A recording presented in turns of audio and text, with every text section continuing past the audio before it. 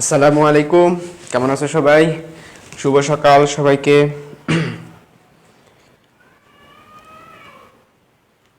আশা করি সবাই ভালো আছো। তোমরা তোমাদের ফ্রেন্ডদেরকে একটু দ্রুত মেনশন দিতে থাকো। আজকে হচ্ছে আমরা তরঙ্গের উপর বাকি যা যা বাকি আছে সবই আমরা শেষ করবো ইনশাল্লাহ। তোমরা তোমাদের ফ্রেন্ডদেরকে মেনশন দিতে থাকো।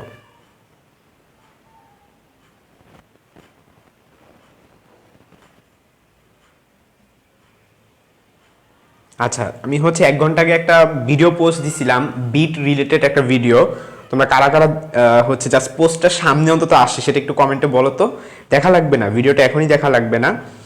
বিট রিলেটেড কনফিউশন কিলিং একটা ভিডিও আমি তোমাদেরকে দিছিলাম, সেইটা তোমাদের কার কার সামনে আসছে সেটা একটু বলো। আমি আজকে বিট রিলেটেড প্রবলেম সলভ করাবো না, তো এর জন্য আমি বলে রাখতেছি ওটা আমার আলাদা একটা সুন্দর একটা ভিডিও বানানো আছে, দ্যাটস ওয়াই আমি বিট রিলেটেড প্রবলেমটা হচ্ছে আজকে দেখাবো না। ওকে, আমি পোস্টটা হচ্ছে চলকে দিয়ে দিচ্ছি, তোমরা একটু দ্রুত যুক্ত হতে থাকো। আমাদের সাথে 40 জনের মতো হয়ে গেছে।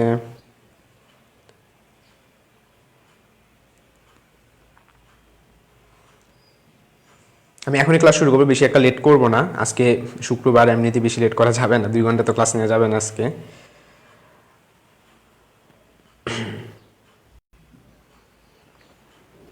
এই তো আমার চলকে শেয়ার দেওয়া শেষ।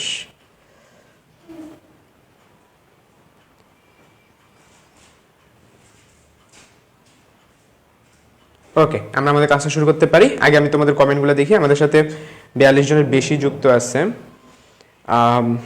হ্যাঁ, আমি হচ্ছে দিছি, আমি হচ্ছে তোমরা যারা খুঁজে পাচ্ছ না, তোমরা এই লাইভের ক্যাপশনে দেখো একটা লিঙ্ক আমি দিয়ে দিছি। আমি আবার বলি, এই লাইভের ক্যাপশনে একটা লিঙ্ক দিয়ে দিছি। লিঙ্কে কি লেখা? Beat related confusion killing video. এই ভিডিওটা হচ্ছে আমি বানাইছি এবং বিট রিলেটেড নিয়ে আমি আলাদা একটা ভিডিও বানাইছি।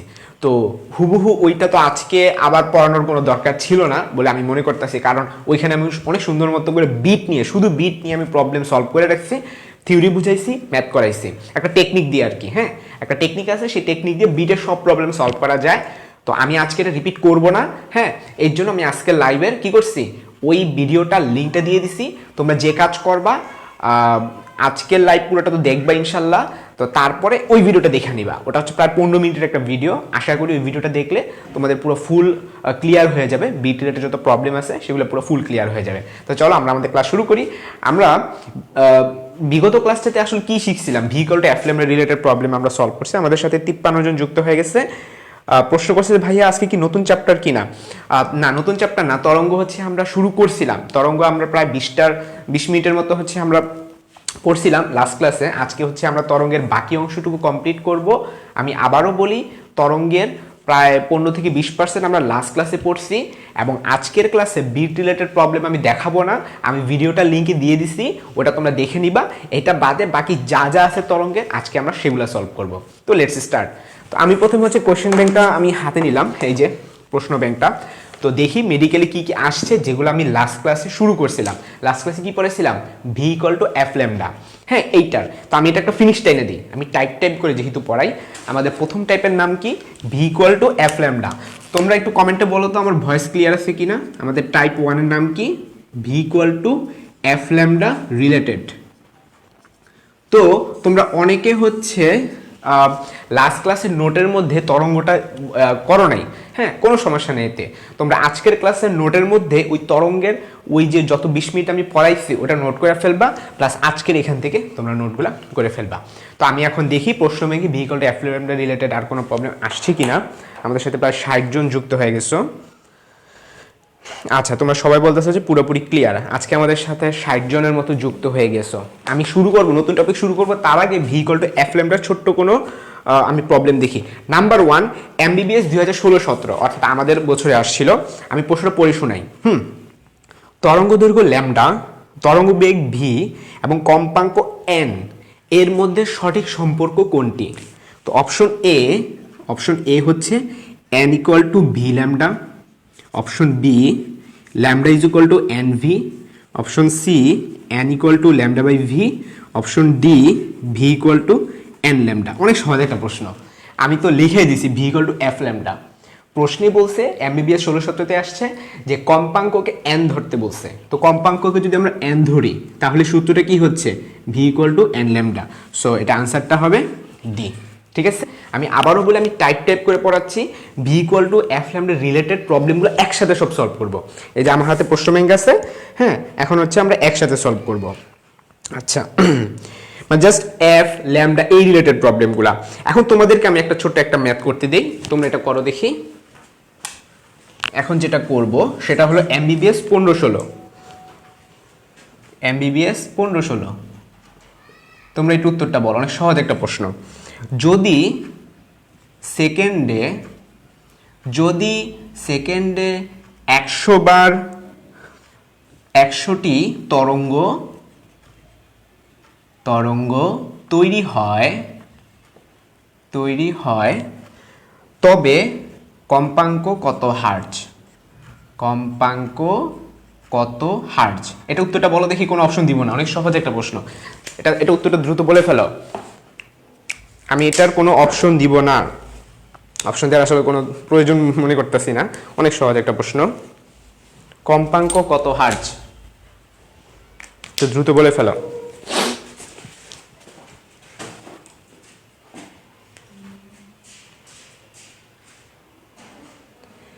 আচ্ছা, শাহ নাদিয়া বলতেছে 100 হার্জ।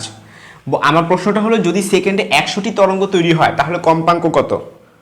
এটা জাস্ট কম্পাঙ্কের সংজ্ঞা যে জানে সেইটা ইজিলি পারবে, যে কম্পাঙ্কের সংজ্ঞা যে জানবা তোমরা সে ইজিলি পারবে এটা। আচ্ছা, এই ভিডিওটা 16 জনের মতো দেখছো, ওকে। আচ্ছা, তোমরা সবাই 100 হার্জ বলতেছো, গুড। এটা খুব ইজি একটা প্রশ্ন ছিল যে আমরা জানি কম্পাঙ্ক কাকে বলে, প্রতি সেকেন্ডে যতগুলি তরঙ্গ সৃষ্টি হয় তাকে কিন্তু আমরা কম্পাঙ্ক বলে থাকি। সো তোমরা এটা উত্তর পেরে গেছো। আমি নেক্সট প্রশ্ন চলে যাই, V equal to F lambda related. Next প্রশ্নটা হচ্ছে, হ্যাঁ রেডি, এমবিবিএস 97-98 একটা আসছে। বায়ুতে একটি সুরশলাকার, প্রশ্নটা হচ্ছে এমবিবিএস 97-98 বায়ুতে একটি সুরশলাকার 10টি পূর্ণ কম্পনে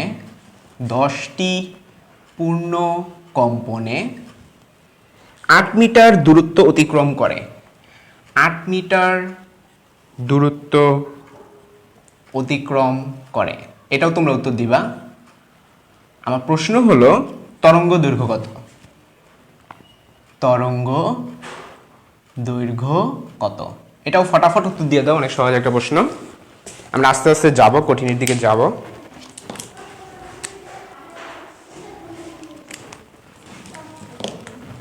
এটার তরঙ্গ দৈর্ঘ্য কত হবে? দ্রুত বলে ফেলো।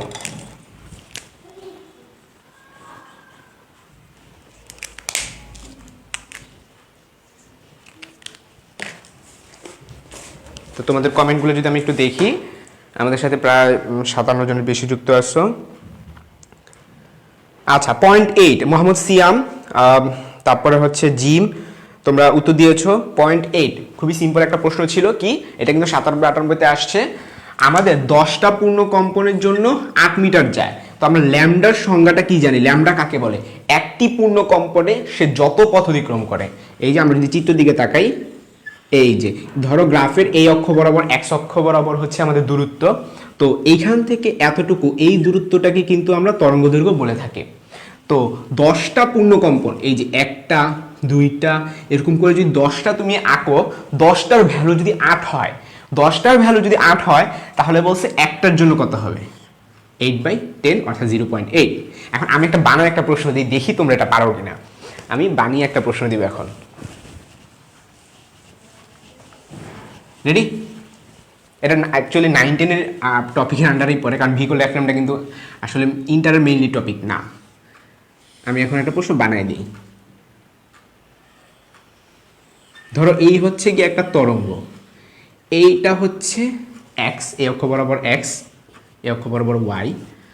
তো আমি এখানে কি বললাম যে এইখান থেকে এইখানকার দূরত্ব, এইখান থেকে এইখানকার দূরত্বটা আমি তোমাদেরকে বলে দিলাম যে 9 মিটার। খেয়াল করো কিন্তু, তো আমি এটা নাম দিয়ে দিলাম এ বিন্দু, এটা নাম দিয়ে দিলাম বি বিন্দু। আচ্ছা, তো এখন প্রশ্ন হচ্ছে যে এ বি ইকুয়াল টু 9 হলে 10টি পূর্ণ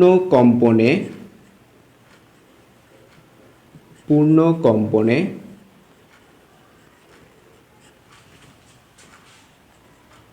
মোট কত দূরত্ব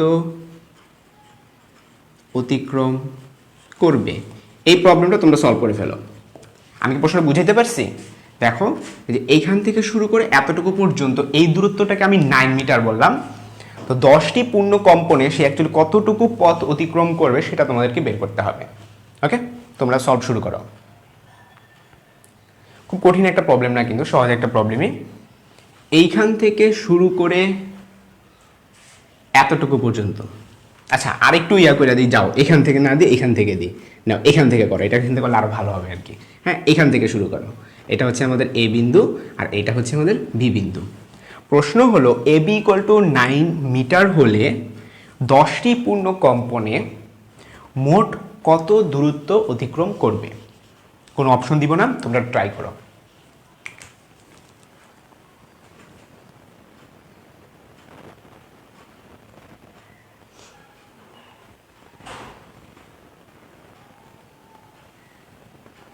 তোমরা এটা আস্তে ধীরে ট্রাই করো।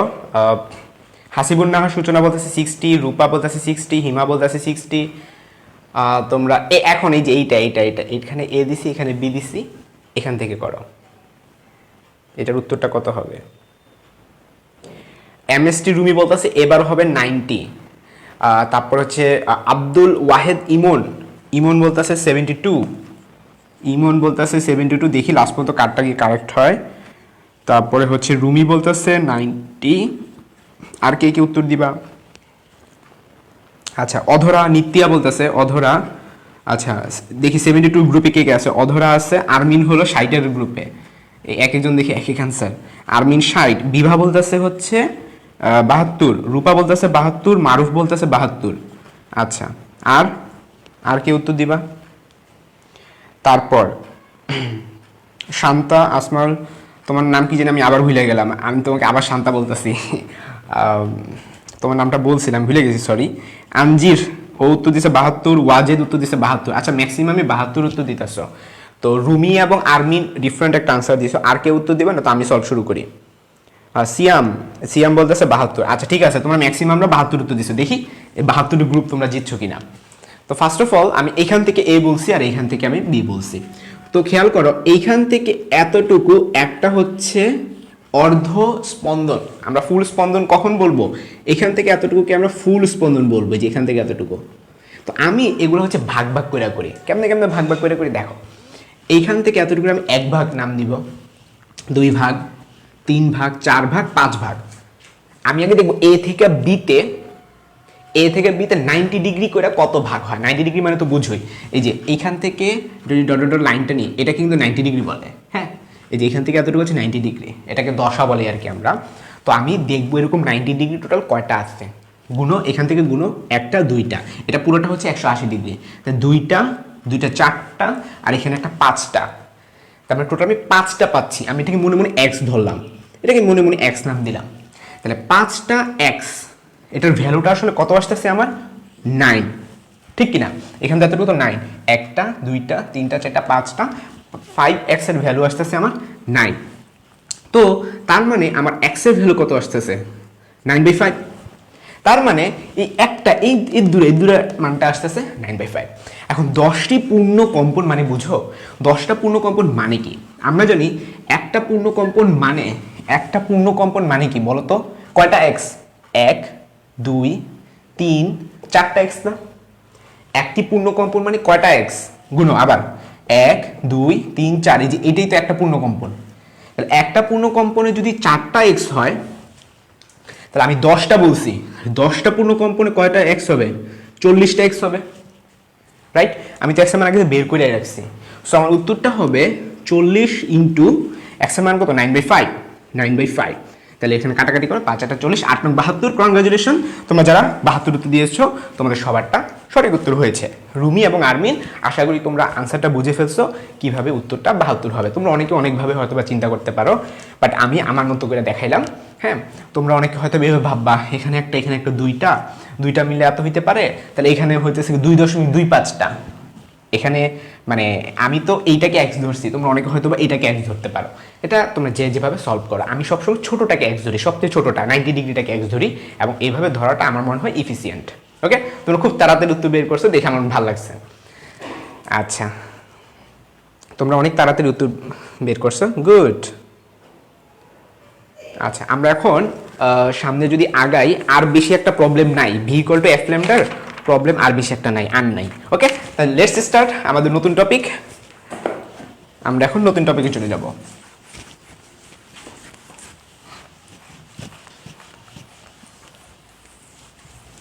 রেডি? তো আমাদের টপিকের নাম কি? দশা পার্থক্য।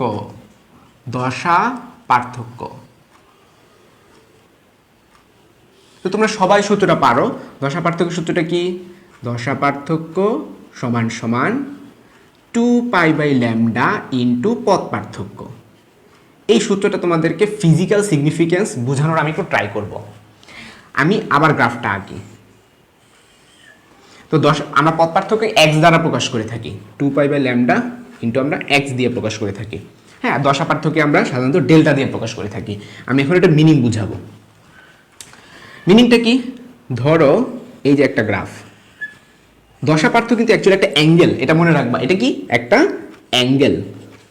দশার পার্থক্য।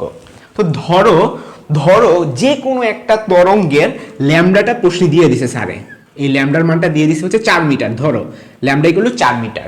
হ্যাঁ, এখান থেকে এতটুকু হচ্ছে 4 মিটার। এখন দশা পার্থক্য, এটার মিনিং কি? দশার পার্থক্য। তার মানে আমরা দুইটা পয়েন্টটাকে সিলেক্ট করব। আমি ধরলাম এইটা হচ্ছে আমার প্রথম পয়েন্ট এ, এবং এইটা হচ্ছে আমার দ্বিতীয় পয়েন্ট বি। এই দুইটার মধ্যবর্তী দূরত্বটা আমরা চাইলে ইজিলি বের করতে পারি। একটু আগে তোমাদের এরকম অঙ্কিত করাইলাম। তাইলে এটা দূরত্বটা কত হবে? এই যে এ থেকে বি, এটা দূরত্ব কত হবে? দেখো, এটা যদি 4 মিটার হয়, ওই যে 90 ডিগ্রি দিয়ে হিসাব করতে বলছিলাম, তাহলে এটা একটা দুইটা তিনটা চারটা যদি 4 মিটার হয়, একটা 1 মিটার করে। তার মানে এখান থেকে এতটুকু 1 মিটার, এখানে এতটুকু 1 মিটার। তার মানে আমরা বলতে পারতেছি আমাদের এ বির মানটা হবে কিন্তু অ্যাকচুয়ালি 2 মিটার। এই যে এখান থেকে এতটুকু A B equal two 2 metre. ওকে, আচ্ছা, তো আমরা যদি ভ্যালুগুলো এখানে বসাই কি হয় একটু দেখি তো। 2π/λ মান কত ছিল? 4, আর এক্স এর মানটা আসলে কত? 2। আমরা যদি একটু কাটাকাটি করি, আমার এখানে 2 আসতেছে, আবার এখানে যদি কাটাকাটি করি, আমার ল্যামডা মান পাই আসতেছে। তো তোমরা অঙ্ক করতে পারো, কিন্তু ফিজিক্যাল সিগনিফিকেন্সটা বুঝো না, মানে এটার মিনিংটা কি। হ্যাঁ, এটা সবাই পারবো। আমি যদি প্রশ্ন দিই, আচ্ছা কারেন্ট চলে গেছে, আমি একটুখানি বাকি লাইটটা জ্বালিয়ে নেই, আলো একটু কম হবে, আলো স্বল্পতা হতে পারে, তোমরা একটুখানি কষ্ট করে একটু দেখো। কারেন্ট চলে গেছে, আরও হয়তো একটু কম হয়তো। তোমরা একটু বলো তো লেখা ক্লিয়ার কিনা, লেখা ক্লিয়ার কিনা একটু কমেন্টে জানাও। আমি দেখি একটু জানা করে আরো ব্যবস্থা করা যায় কিনা, লেখা ক্লিয়ার কিনা একটু।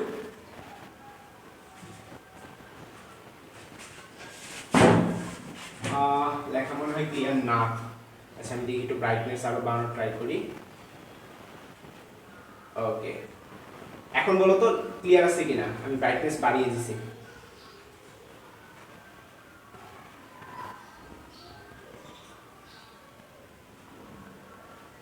তোমরা একটু কমেন্ট একটু বলে ফেলো তো পুরোপুরি ক্লিয়ার আছে কিনা, একটু বললো ক্লিয়ার আছে কিনা। কারেন্ট চলে গেছে, সো আলো একটু কম। তোমরা কমেন্টে বলো কোনো প্রবলেম হবে কিনা, এই আলোতে চলবে কিনা, লেখা ক্লিয়ার কিনা।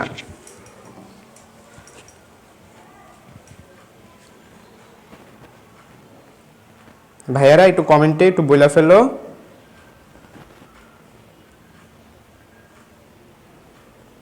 আচ্ছা গুড, তোমরা সবাই বলছো যে ক্লিয়ার। আচ্ছা ওকে, ক্লিয়ার থাকলে তো আলহামদুলিল্লাহ। তো আমি তোমাদেরকে যেটা বলতে নিছিলাম যে এবির মান 2 মিটার, এইটা আসলে মিনিংটা কি, ফিজিক্যাল সিগনিফিকেন্স তোমরা সবাই পরীক্ষার হলে মুখস্থ, মানে সূত্র মুখস্থ পারো, মান দিয়ে দেয়, বসায় দাও, অঙ্ক পারো। হ্যাঁ, ফিজিক্যাল সিগনিফিকেন্স আজকে আমরা বোঝার ট্রাই করবো। পথ পার্থক্য এটা মিনিংটা কি, আর দশা পার্থক্য এইটার মিনিংটা কি, এই দুইটা মিনিং আজকে আমরা বোঝার ট্রাই করবো। তো দশা পার্থক্য মানে দুইটা দশার ডিফারেন্স। দশা মনে রাখবে একটা অ্যাঙ্গেল, দশা কি একটা অ্যাঙ্গেল। আর পথ পার্থক্য, পথ মানে কি একটা দূরত্ব, তাহলে পথ পার্থক্য মানে কি দূরত্বের একটা পার্থক্য আর থাকবে। তো এই যে প্রশ্নে এ একটা বিন্দু দিয়ে দিল, বি একটা বিন্দু দিয়ে দিল, এদের মধ্যবর্তী দূরত্বটাই হলো পথ পার্থক্য। ক্লিয়ার? এদের মধ্যবর্তী দূরত্বটাই হলো পথ পার্থক্য। ক্লিয়ার? এই যে এখান থেকে এতটুকু পথ পার্থক্য আমরা এক্স দিয়ে প্রকাশ করি। তো আমাদের এই প্রশ্নের জন্য এক্স এর মান কিন্তু অ্যাকচুয়ালি কত আসতেছে, এই প্রশ্নের জন্য আমাদের এক্স এর মান কিন্তু 2 মিটার। ওকে, আচ্ছা। আর ল্যামডার মান তো প্রশ্ন দিয়ে দিল 4 মিটার। এখন আমি অঙ্কটা যখন আমি করলাম, এক্স এর মান বসাইলাম, মানে আমি পথ পার্থক্য 2 বসাইলাম, ল্যামডা যখন আমি 4 বসাইলাম, আমার ডেল্টা কত আসতেছে, পাই আসতেছে। এইটার মিনিংটা চলো আমরা চেক করি। আমি না বলছিলাম এখান থেকে এতটুকু 90 ডিগ্রি কইরা, আমি না বলছিলাম সবসময় 90 90 90 করে অঙ্ক করবা। চিন্তা করে দেখো তো, এখান থেকে এতটুকু হলো একটা 90, আবার এখান থেকে এতটুকু হলো আরেকটা 90, তাহলে টোটাল কি 180 ডিগ্রি হয়েছে না? এই যে দেখো 180 ডিগ্রি মিলে গেছে। সো এটা মিনিংটা দাঁড়াচ্ছে যে দশার পার্থক্য। তো যদি আমি এইটাকে রেফারেন্স ধরি, এইখান থেকে এই বিন্দুটা, এটা কত ডিগ্রি, 90 ডিগ্রি। হ্যাঁ, তাহলে এই বিন্দুকে আমরা বলতে পারি সে আছে 90 ডিগ্রি দশায়। এই বিন্দুটা কত ডিগ্রি দশায়, 90 ডিগ্রি দশায়। এবার আসো বি বিন্দুটা, বি বিন্দুটা কত ডিগ্রি, এটার সাপেক্ষে, এটার সাপেক্ষে কত ডিগ্রি দশায়, 90 90 180 98 270। তাহলে বি বিন্দুটা আছে 270 ডিগ্রি, 270 ডিগ্রিতে আছে। ওকে, এখন যদি তোমাকে প্রশ্ন করি এইটার দশা পার্থক্যটা কত হবে, তাহলে বি মাইনাস এ, 270 মাইনাস 90 করলে কিন্তু 180 হয়। এই যে দেখো মিলে গেছে। সো অ্যাকচুয়ালি এ বিন্দুতে হলো কি একটা দশা, বি বিন্দুতে হচ্ছে কি আরেকটা দশা, আর তাদের পার্থক্যটাই হইতেছে কি আমাদের দশা পার্থক্য। ক্লিয়ার? আশা করি তোমাদের ক্লিয়ার হয়েছে। এটাকে আমি আরেকভাবে প্রকাশ করতে পারতাম যে এই এক্সটা কিন্তু অ্যাকচুয়ালি ডেল এক্স, কারণ এটা কিন্তু একটা পার্থক্য ছিল। ডেল এক্সটা কি ছিল, এই যে বি বিন্দু আর এ বিন্দুর ডিস্টেন্সের পার্থক্যটা ছিল। সো এটাকে চাইলে আমরা এভাবেও লিখতে পারতাম যে 2π/λ ইন্টু x2 মাইনাস x1। বলতে পারো ভাইয়া x2 মানে কি, x2 মানে হচ্ছে এখান থেকে এই দূরত্ব। বলতে পারো ভাইয়া x1 মানে কি, x1 মানে হচ্ছে এখান থেকে এই দূরত্ব। তো তুমি x2 মাইনাস x1 করলে তো ভাইয়া এটাই বের হয়। ক্লিয়ার? আমি তো এটাই বসাইছি, রাইট? আই রিপিট, এটা অ্যাকচুয়ালি কি x2 মাইনাস x1, x2 মানে কি দ্বিতীয় বিন্দুটা, এটা দূরত্বটা কি রেফারেন্স থেকে এতটুকু। আমি এটা যদি ও নাম দিই, এটাকে আমরা এইভাবে বলতে পারি 2π/λ ইন্টু ও বি মাইনাস ও এ। তো এই দূরত্বটাই কিন্তু আমাদের প্রশ্নে দিয়ে দিছে কতটুকু, যে 2 মিটার ছিল আমাদের। সো তোমরা এখন কমেন্টে জানিয়ে ফেলো যে দশা পার্থক্যের কনসেপ্টটা পুরোপুরি ক্লিয়ার হয়েছে কিনা, দশা পার্থক্যের কনসেপ্টটা পুরোপুরি ক্লিয়ার হয়েছে কিনা কমেন্টে একটু জানিয়ে ফেলো।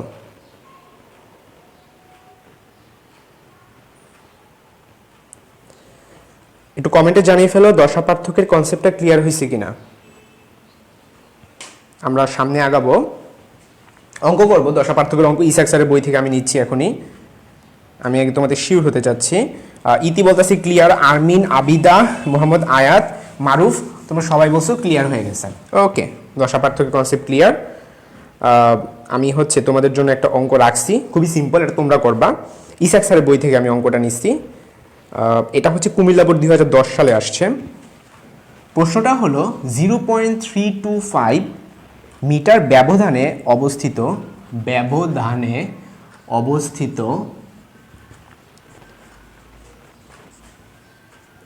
তরঙ্গের দুটি কণার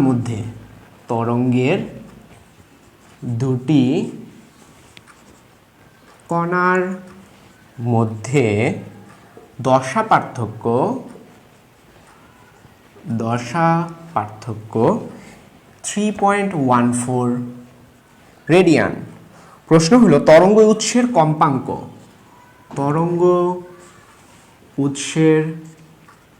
কম্পাঙ্ক 512 হার্জ হলে তোমরা আমাকে ভিটা বের করে দাও, তরঙ্গের বেগটা বের করে দাও।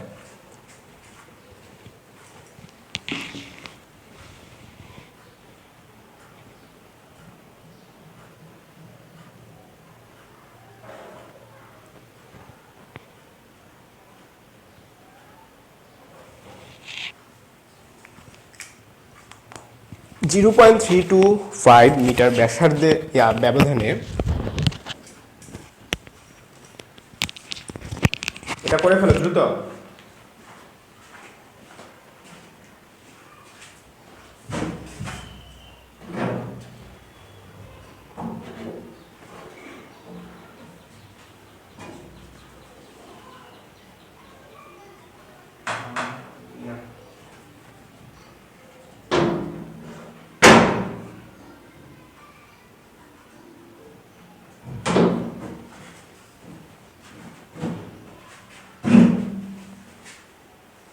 এটা দ্রুত করে ফেলো, কোনো অপশন দিব না। এটা হচ্ছে দশা পার্থক্য এবং বি ইকুয়াল টু এফ ল্যামডার মিক্সড ম্যাথ।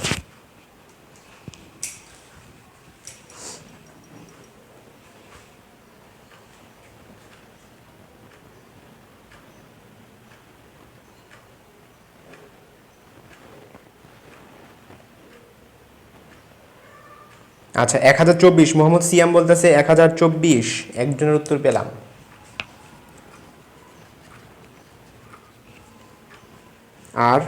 আর কেউ কিছু বলতে চাইলে দ্রুত বলে ফেলো।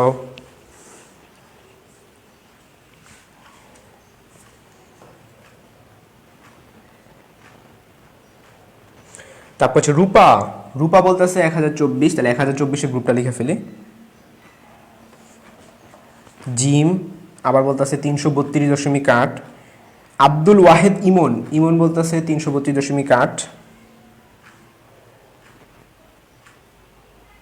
তারপর মোহাম্মদ আয়াত বলতেছে আবার 1024। তারপর শান্তা, এই তোমার নামটা আমি ভুলে গেছি, তোমার নাম শান্তা না আমি জানি, কিন্তু কি নাম ওইটাই ভুলে গেছি। সূচনা আর কেউ বলবা, আমি শুরু করবো তাহলে। আচ্ছা ক্যালকুলেটর ইউজ করছো আপাতত, সমস্যা নাই। জিম ক্যালকুলেটর ইউজ করছো আপাতত, কোনো সমস্যা নাই। একটু দ্রুত বলো, আমি এখনই শুরু করে দিব। আপাতত ক্যালকুলেটর ইউজ করো, কিচ্ছু হবে না। এটা তো আসলে মেডিকেলের প্রশ্ন না, এটা আমি ফার্স্টেই বলছি, এটা কুমিল্লা বোর্ডে আসা প্রশ্ন, কুমিল্লা বোর্ড। আমাদের কিন্তু 1024-এর গ্রুপ এগিয়ে, 1 2 3 4 জন, আর এখানে মাত্র 2 জন। 1024-এর গ্রুপ কিন্তু এগিয়ে, দেখা যাক আজকে জিতে কারা, 1024 নাকি 332.8। ওমা 1024 আরও বেশি। ইতি, তারপর হচ্ছে মালিহা, তারপরে অধরা, তোমরা সবাই 1024 বলতেছো। আমি আর মাত্র 30 সেকেন্ড সময় দিব, এরপর আর উত্তর নিব না। আর 30 সেকেন্ড সময় দিব, এরপর আর উত্তর নিব না। কুইক।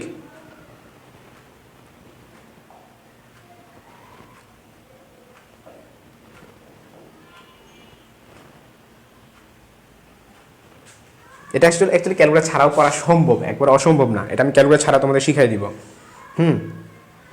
ওকে, আর উত্তর নিব না, শেষ। মারুফ উত্তর দিয়েছে, আর হচ্ছে নুসরাত। ওকে শেষ, আমি আর উত্তর নিচ্ছি না, এতটুকুইতে আমি থেমে থাকতেছি।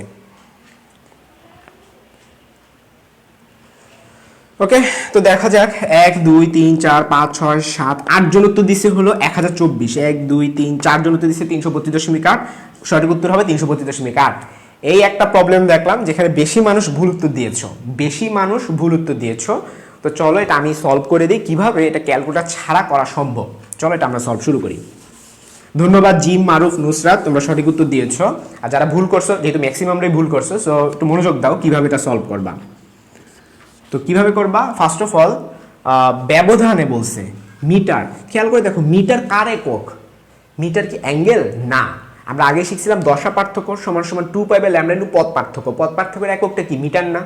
তাহলে এইটাই হলো আমাদের পথ পার্থক্য। ওকে, আচ্ছা, অবস্থিত তরঙ্গের দুটি কণার মধ্যে দশা পার্থক্যটা দিয়ে দিছে 3.14 রেডিয়ান। তোমরা জানো 3.14 রেডিয়ান যে কথা আর পাই একই কথা। ক্লিয়ার? 3.14 রেডিয়ান আর পাই কি একই কথা। তাহলে আমরা কিন্তু চাইলে এখানে দশা পার্থক্যের ডেল্টাকে আমরা পাই বলতে পারি। ওকে, আচ্ছা, আর আমাদের এক্সের ভ্যালুটা কত? এক্সের ভ্যালু হচ্ছে 0.325। তো আমরা কি জানি ডেল্টা বা দশা পার্থক্য সমান সমান 2π/λ ইন্টু পথ পার্থক্য। তাহলে পথ পার্থক্যের মান কত? 0.325। তো ডেল্টার মান তো দিয়েই দিছে পাই। তাহলে আমরা এই পাই কাটাকাটি করে ফেলি।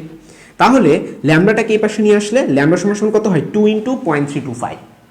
2 ইন্টু 0.325। ধরো এটা মেডিকেলে আসো, যাও, একজন তো ক্যালকুলেটর ইউজ করা করছে, এটা ক্যালকুলেটর ছাড়াই করা যাবে, আমি করে দিচ্ছি। 2 এর সাথে আমরা 0.325 এখন আমরা গুণ করব উইদাউট ইউজিং দ্য ক্যালকুলেটর। 325, তোমার কাছে 325 টাকা আছে, এটা ডাবল করতে তুমি এখন ক্যালকুলেটর ইউজ করবা না। 300কে ডাবল করো 600, 25কে ডাবল করো 50, তাহলে 650। তাহলে তুমি আগে কি করবা? 650 লিখবা। তোমাদের এগুলো টেকনিক আগে শিখাইছি কিভাবে দশমিকের ক্যালকুলেশন করে। তোমরা যারা আমার প্রথম 2টা ক্লাস করছো তোমরা পারার কথা, অবশ্যই পারার কথা। আমি ক্যালকুলেশন টেকনিকটা শিখাই কিভাবে ক্যালকুলেটর ছাড়া দশমিকের ক্যালকুলেশনগুলো করে। ফার্স্ট অফ অল শূন্য বাদ দিয়ে দিবা, দশমিক বাদ দিয়ে দিবা। বাদ দিয়ে দেখবা কি থাকবে হলো 325 বাকি থাকবে, আর এখানে 2 বাকি থাকবে। তো 325 সাথে আগে 2 আমি গুণ করে ফেলছি, 650 মাথায় সিম্পল, এটা ক্যালকুলেশন ছিল। এরপর হলো দশমিকের কাজটা করতে হবে। তুমি দেখবা এইখানে দশমিকের পরে কয় ডিজিট ছিল? কয় ডিজিট? 3 ডিজিট। তাহলে এখানে নিচে একটা 3 লিখবা। এইখানে দেখবা দশমিকের পরে কয় ডিজিট ছিল? কোনো ডিজিটই ছিল না, শুধু 2 ছিল। শুধু 2 মানে কি? দশমিকের পরে কোনো ডিজিট নাই, তার মানে এখানে 0টা ডিজিট, এখানে 0 লিখবা। পরে 2টা ডিজিট যোগ করবা, যোগ করলে কত হয়? 3 হয়। এটা মিনিং হচ্ছে তুমি গুণ করার পর যেটা বের হয়েছে ওইখানে দশমিকের পরে 3টা ডিজিট থাকা লাগবে। ক্লিয়ার? এখানে আমি 0টা ডিজিট, এখানে 3টা ডিজিট দশমিকের পরে, দুইটা আমি যখন যোগ করলাম আমি 3টা ডিজিট পাচ্ছি। তার মানে আমি যে আনসারটা বের করছি এইখানে দশমিকের পরে 3টা ডিজিট থাকা লাগবে। আমার তো 3টা ডিজিটই আছে, তাহলে আমি এখানে একটা দশমিক লাগাই দিই, সিম্পল। আচ্ছা, তার মানে আমরা কিন্তু ল্যামডার ভ্যালুটা পেয়ে গেলাম। এই শূন্যটা কিন্তু আসলে না লিখলেও হয়, এটা তোমরা জানো। তো আমাদের ল্যামডা ভ্যালু বের হয়ে গেল। তো ল্যামডা বের হয়ে গেছে, আবার আমি এফও জানি, ভি বের করা তো পান্তাবাদ, তাই না? আমরা কি জানি? V equal to F lambda. তো এফ এর মান হচ্ছে 512, হ্যাঁ, আর ল্যামডা মান হচ্ছে 0.6। তো এইটা একটু তোমাদের জন্য একটু ক্যালকুলেশন একটু কঠিন হয়ে যেতে পারে, কারণ এটা দশমিক এসে পড়বে আর কি। হ্যাঁ, আমি তোমাদের মেইন কাজটা আগে শিখে ফেলাম যে মেডিকেল যদি আসে এরকম ক্যালকুলেশন আসবে, এরকম আসার সম্ভাবনাটা একটু কম। তারপরও অবজেক্টিভ আসলে ভাই এটা ইজিলি পারা যাবে। টেকনিক শিখাবো, দেখাচ্ছি। 0.65 এই ভ্যালুটা আসলে কি 0.5-এর চেয়ে বড় না? তাহলে ধরো অপশনগুলো হচ্ছে এরকম, অপশন এ, ধরো অপশন এ হচ্ছে 240, অপশন বি দিলুকে তোমার 400-এর চেয়ে বড় একটা মান দিয়ে দিল, ধরো 406, অপশন সি ধরো অ্যাকচুয়াল আনসারটা দিল, ওই যে 312.8 যে তোমরা বলছিলাম, কত জানি 312 মনে হয় বলছিলাম, 312.8। এবং অপশন ডি দিল তোমার ফর এক্সাম্পল 500-এর উপর।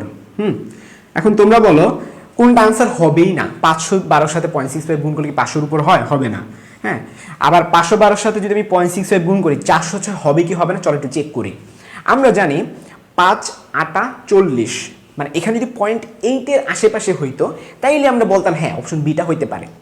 এখানে যদি 0.8-এর আশেপাশে হইতো, ওই যে 5 দিয়ে যদি আমরা গুণ করি 5 8 40, তখন বলতাম যে এটা আশেপাশে, বাট 0.8 মানে তো 0.65-এর কাছে না, একটু দূরে আছে, সো এইটা আনসার হবে না। 240 তো আরও আগেই হবে না। এটা রিজনটা কি? যদি এখানে 0.50 হইতো তাহলে 512-কে অর্ধেক করো 256 হইতো। হ্যাঁ, এখানে তো ভাই 256-এর চেয়েও কম, তার মানে আমরা যদি 240 বানাইতেই চাই এখানে 0.5-এর চেয়ে কম সংখ্যা দরকার, বাট আমাদের তো এখানে 0.65। আমার ক্যালকুলেশনগুলো বুঝতেছো যে 240 বেশি ছোট হয়ে গেছে, 0.65-এর সাথে গুণ করলে এটা হবে না, কারণ 512-কে অর্ধেক করলে হয় 256। অর্ধেক করা মানে কি 0.5 দিয়ে গুণ করা, তো তো আমাদের তো 0.5 দিয়ে গুণ করলে 256 হয়, এখানে 240 আরও কম, তার মানে 512 ইন্টু 0.65 করলে জীবনও 240 হবে না। ওকে, সো এটা আনসারটা তাহলে এরকমই একটা ফরম্যাটের হবে। কত জানি বলছিলাম 332.8 বলছিলাম, 312 লিখে ফেলছি, এটা 332.8। ওকে, সো এইভাবে তোমরা অবজেক্টিভগুলো চাইলে সলভ করতে পারো। আর যদি ক্যালকুলেটর ছাড়া যদি এটা সলভ করো, এটাও ভাই করা সম্ভব, একটু সময় লাগবে আর কি। কেমনে, ওই যে 512-র সাথে এইভাবে 65-র আগে গুণ করবা, বাচ্চাদের মতো গুণ করা, পরে যেটা বের হয় এটা খালি বসায় দিবা। ক্লিয়ার? সো আশা করি আমি তোমাদেরকে বুঝাইতে পারছি, একটু কমেন্টে জানিয়ে ফেলো। এটাও কিন্তু ভাই সম্ভব, এটা কিন্তু ঢাবি রিটার্নে কিন্তু আসতে পারে। 512-র সাথে 65 গুণ এত আহামরি কোনো কঠিন না, আহামরি কঠিন না, ঠিক আছে? সো তোমরা এখন কমেন্টে জানিয়ে ফেলো এটা বুঝছো কিনা। আমি নতুন টপিকে চলে যাব।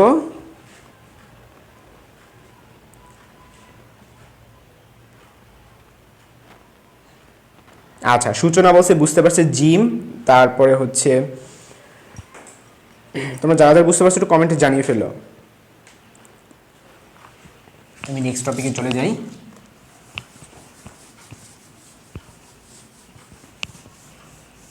এখন আমাদের টপিকের নাম হচ্ছে অগ্রগামী তরঙ্গ।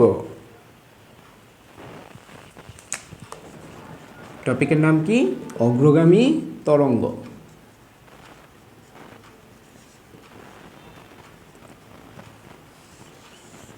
অগ্রগামী শব্দটা শুনি তোমরা বুঝতে পারছো, যেই তরঙ্গটা সামনের দিকে যেতে থাকবে, যেই তরঙ্গটা সামনের দিকে যেতে থাকবে সেটাই একটা অগ্রগামী তরঙ্গ। এটা কিছু এক্সাম্পল হিসাবে যদি আমরা দেখি, এটার এক্সাম্পল হতে পারে কি কি, এই যে আমি কথা বলতেছি, আমার সাউন্ডটা আস্তে আস্তে কিন্তু সামনের দিকে যাচ্ছে, আমার সাউন্ডটা কিন্তু সামনের দিকে যাচ্ছে, মানে তরঙ্গ, মানে সাউন্ড একবার এমনি গিয়ে আবার কিন্তু এমনি ব্যাক করে না, রাইট? আমি যে কথা বলতেছি এটা কি একটা সাউন্ড ওয়েভ, একটা ওয়েভটা এভাবে যাচ্ছে, সে কিন্তু সামনের দিকে যেতে থাকবে, গিয়ে সে আস্তে আস্তে তার স্ট্রেংথটা কমে যায়, হ্যাঁ, কমতে কমতে কমতে সেটা জিরো হয়ে যায়। এই জন্য আমার সাউন্ডটা তোমরা চট্টগ্রামে বসে তোমরা শুনতে পাবে না, রাইট? শুনতে পাচ্ছ হচ্ছে এখন ইন্টারনেটের যুগের কারণে, ইন্টারনেট অফ করে দাও, আমার সাউন্ডটা শুনতে পাবে না। মানে হচ্ছে যে ও শুধু সামনের দিকে আগাইতে পারে। যে সকল তরঙ্গ হচ্ছে শুধুমাত্র সামনের দিকে আগায় তাদেরকে আমরা অগ্রগামী তরঙ্গ বলতেছি। এটার এক্সাম্পল আমি একটা বললাম, সাউন্ড ওয়েভ। কি? Sound wave. তারপর পুকুরে যখন তুমি একটা ঢিল মারো, একটা ইট নিয়ে যখন পুকুরে ঢিল মারো, তখন কি হয়? এইভাবে ছড়াইতে থাকে, এইটা কিন্তু সামনের দিকেই ছড়ায়। সো এটা আমরা বলতে পারি যে পুকুরের পানিতে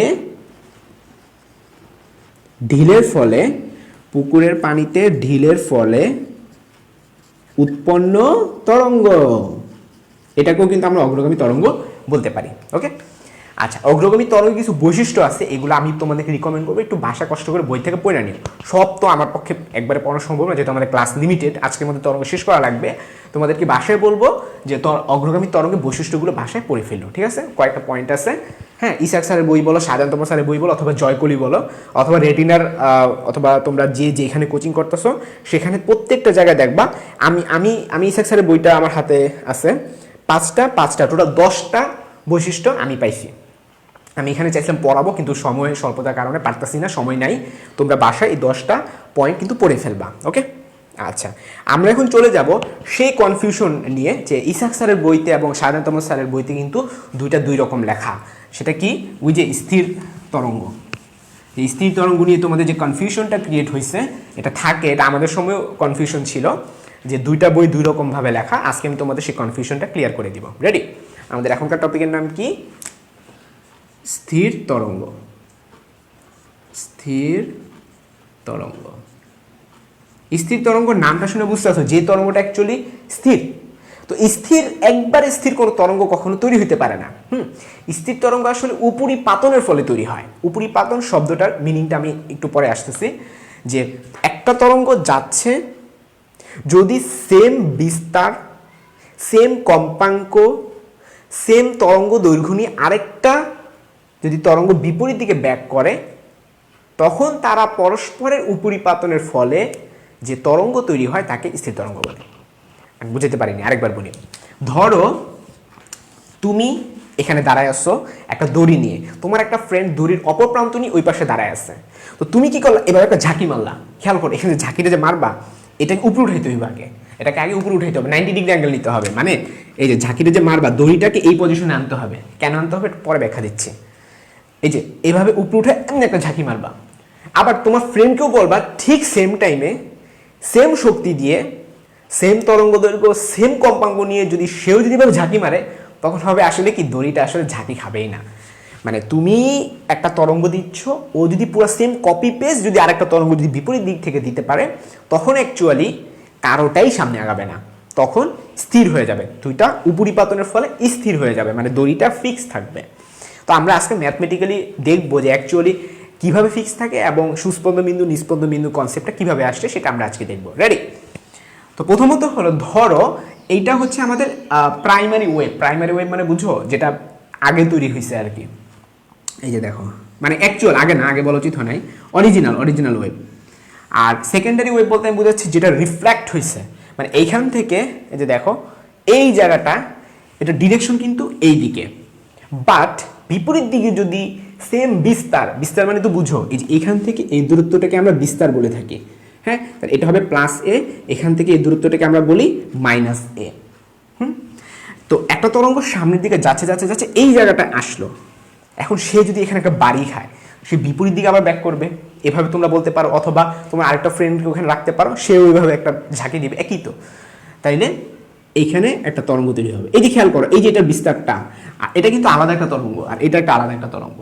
তো এই সামনের দিকে যেটা যাচ্ছে তরঙ্গকে আমি নাম দিলাম y1, আর পিছনের দিকে যেটা যাচ্ছে সেটার আমি নাম দিলাম y2। তার মানে আমাদের হাতে অ্যাকচুয়ালি দুইটা তরঙ্গ। তো প্রথম তরঙ্গের ডিরেকশন এই দিক, দ্বিতীয় তরঙ্গের ডিরেকশনটা এই দিকে। আচ্ছা, তো এইটাতে কি ঘটনা ঘটবে দেখো তো, এইভাবে সে যাবে না,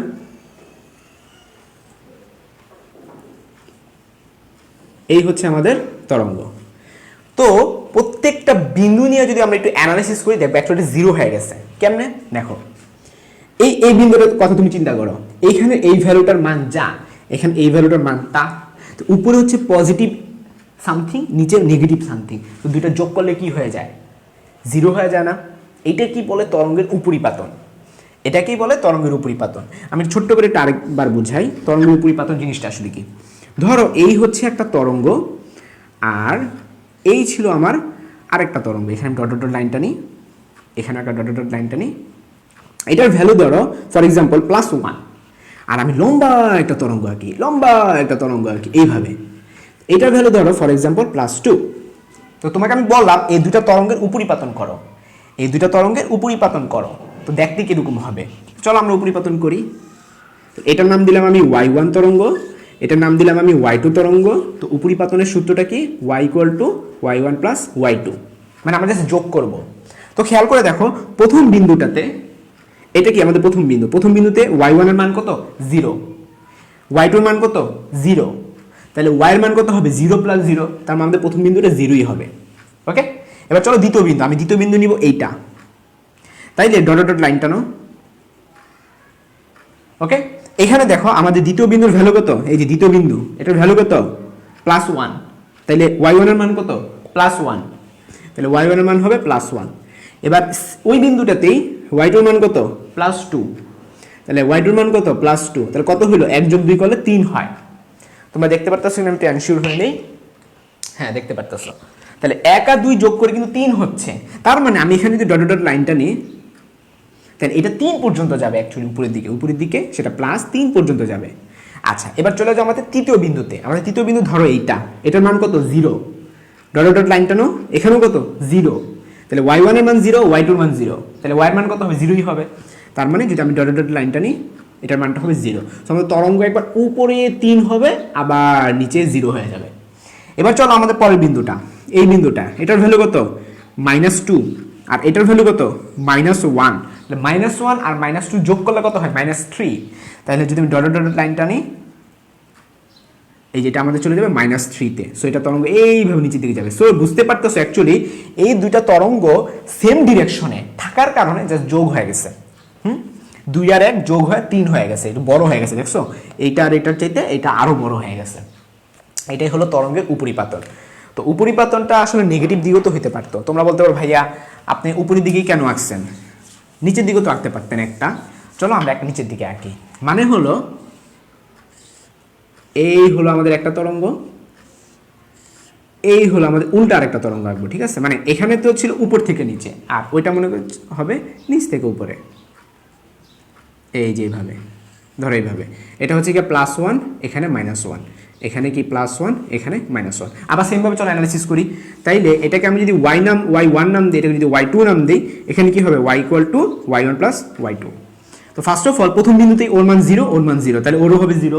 এবার দ্বিতীয় বিন্দু কোনটা, 90 ডিগ্রিকে দ্বিতীয় বিন্দু ধরতে বলছিলাম, এটা আমাদের দ্বিতীয় বিন্দু, দ্বিতীয় বিন্দুর মান কত +1, আর ওর মান কত, দ্বিতীয় বিন্দুটার মান -1। তো +1 আর -1 যোগ করলে কত হয়, 0 হয়, তার মানে দ্বিতীয় বিন্দুতে মানটা হবে 0। এবার তৃতীয় বিন্দুতে আসো, তৃতীয় বিন্দুতে মান কত 0, ওর মান কত 0, তো 0 0 যোগ করলে ডটেড লাইন টানো, ওরও হবে 0। এবার চতুর্থ বিন্দুতে আসো, এই যে চতুর্থ বিন্দু, ওর মান কত -1, আর চতুর্থ বিন্দু ওর মান কত +1, -1 আর +1 যোগ করলে কত হয় 0 হয়, চতুর্থ বিন্দুতেও ওর মানটা 0।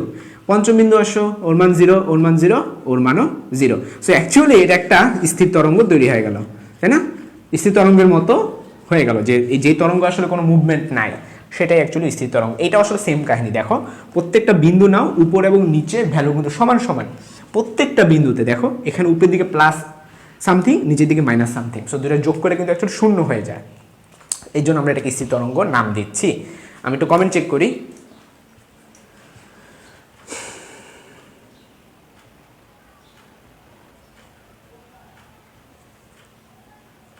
আচ্ছা, জিম বলতেছে y1 - y2 করতে পারতাম না। অ্যাকচুয়ালি আমরা কিন্তু দেখো y1 + y2 যেটা করছি, দুনিয়ার যে কোনো ভেক্টর যোগ করে এটাকে, y1 - y2 এটা কোনো ভেক্টর যোগ না।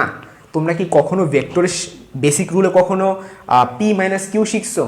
p + q, কিন্তু কিউটা নেগেটিভ দিকে, একটু ঠান্ডা মাথায় ভাবো। ভেক্টরে পড়ছিল না, আমরা সব কিছু কিন্তু ভেক্টর যোগ করি, ভেক্টর বিয়োগ করি না। ভেক্টর বিয়োগ বলতে অ্যাকচুয়ালি কিছুই নাই, সব কিছু ভেক্টর যোগ। একটা ভেক্টরকে উল্টাই দিয়া বাকিটার সাথে যোগ করলে সেটা ভেক্টর বিয়োগ হয়ে যায়। সো জিম, তোমার প্রশ্নের উত্তরটা হচ্ছে y1 - y2 মানে কি? এটা মানে হচ্ছে y1 + -y2। তার মানে কিন্তু অ্যাকচুয়ালি আমরা তরঙ্গের উপরিপাতন সবসময় যোগ করে থাকি। এখন তার মান যদি নেগেটিভ দিকে হয় তাহলে নেগেটিভ হিসাবে যোগ হবে। এই, আর কারো কোনো কি প্রশ্ন আছে কিনা?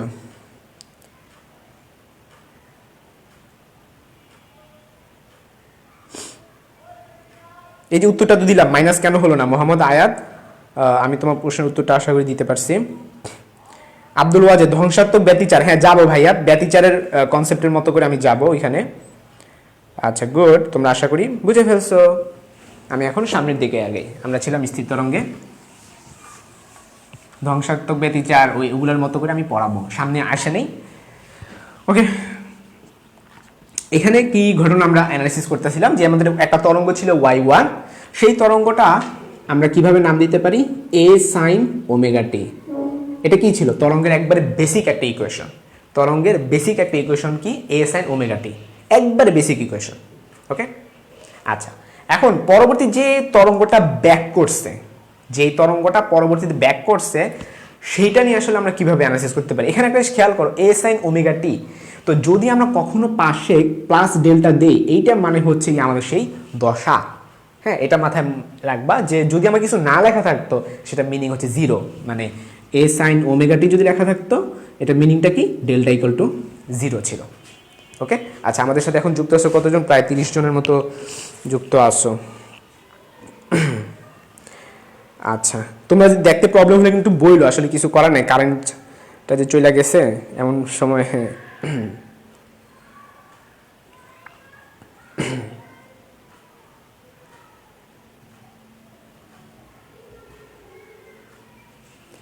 আচ্ছা, এখানে দশার ব্যাপারটা কি তোমরা বুঝতে পারতেছো, যে এইখানে এক্সট্রা যে পার্টটা থাকে সেটাকে কিন্তু আমরা দশা বলে থাকি, এক্সট্রা যে পার্টটা থাকে সেটাকে আমরা দশা বলে থাকি। আচ্ছা, আরেকটা কথা তোমাদের ছোট্ট একটু বলতে নিয়েছিলাম, তোমরা লাস্ট দিন মানে গতকালকে বলছো যে অনেকে লাইভ করতে পারো না, এটাকে আমার কোনো সমস্যা নেই, কিন্তু ধরো তুমি ইউটিউবে ক্লাসও করার সময় পেলে না, মানে তোমার এই চ্যাপ্টারটা আগে থেকে পড়া আছে, আমি তোমাদের রিকমেন্ড করবো ভাই পরীক্ষাটা দিও, মানে আমার কথা হলো পরীক্ষাটা দিও। হ্যাঁ, এখন মানে লাইভ ক্লাস অনেকে থাকতে পারবে, এটা আমি জানি, এটা নিয়ে আমার কথা না, আমার কথা হচ্ছে তোমরা রেগুলারিটি একটু মেনটেন করার ট্রাই করো, যাতে পরীক্ষাগুলো অন্তত দিতে পারো। হ্যাঁ, পরীক্ষাগুলো দিলে নিজেকে অ্যাকচুয়ালি জাজ করা যায়। আমি এইটা গতকালকে আসলে বলতে চাচ্ছিলাম, মানে এত কম পরীক্ষা দিছে দেখে ভাই আমি কি বলবো, প্রথম দিন 113, দ্বিতীয় দিন 70-এর ঘরে, তৃতীয় দিন যদি একবারে এরকম নেমে যায়, বলো কেমন লাগতে পারে। আচ্ছা, সো তোমাদের বলতেছিলাম যে যদি তোমরা পরীক্ষাটা একটু বেশি দাও, সেক্ষেত্রে আর একটু বেটার হবে আর কি, আই থিঙ্ক তোমাদের নিজেদের জন্যই। আচ্ছা, তো ছোট্ট ওই পাশটুকুর পরে আমরা যদি একটু সামনে আগাই, এবার আমরা আসি এই তরঙ্গের ইকুয়েশনের জন্য, যে সামনের দিকে একটা তরঙ্গ যাবে আর পিছনের দিকে আরেকটা তরঙ্গ আসতেছে। তো প্রথম যে তরঙ্গ সেটার ইকুয়েশনটা আমরা কি লিখতে পারি, এ সাইন ওমেগা টি মাইনাস এক্স। এখন বলতে পারো ভাইয়া এই মাইনাস এক্স আপনি কই থেকে আনলেন, মাত্র শিখাইলেন Y equal to A sine omega T, আপনি মাইনাস এক্স কই থেকে আনলেন, এইটা আমি একটু ব্যাখ্যা করবো তোমাদেরকে। তো ধরো কোনো কিছু অ্যাঙ্গেল মাইনাস হওয়া মানে তরঙ্গটা সামনে যাওয়া, এটা মাথায় রাখবা। কোনো কিছু অ্যাঙ্গেল মাইনাস হওয়া মানে তরঙ্গ সামনে যাওয়া, এটা মাথায় রাখবা। এখন এটা ব্যাখ্যা দিচ্ছি কেন। দেখো এইটা এবং এইটা, এইটা 0 ডিগ্রি আর এইটা হচ্ছে গিয়ে তোমার কত 360 ডিগ্রি, এটা 360 ডিগ্রি। তো তোমাদের যদি প্রশ্ন করি বলো তো কোন অ্যাঙ্গেলটা আগে আসছে, কোন অ্যাঙ্গেলটা আগে আসছে, 0 ডিগ্রি আগে আসছিল, 360 ডিগ্রি পরে আসছে।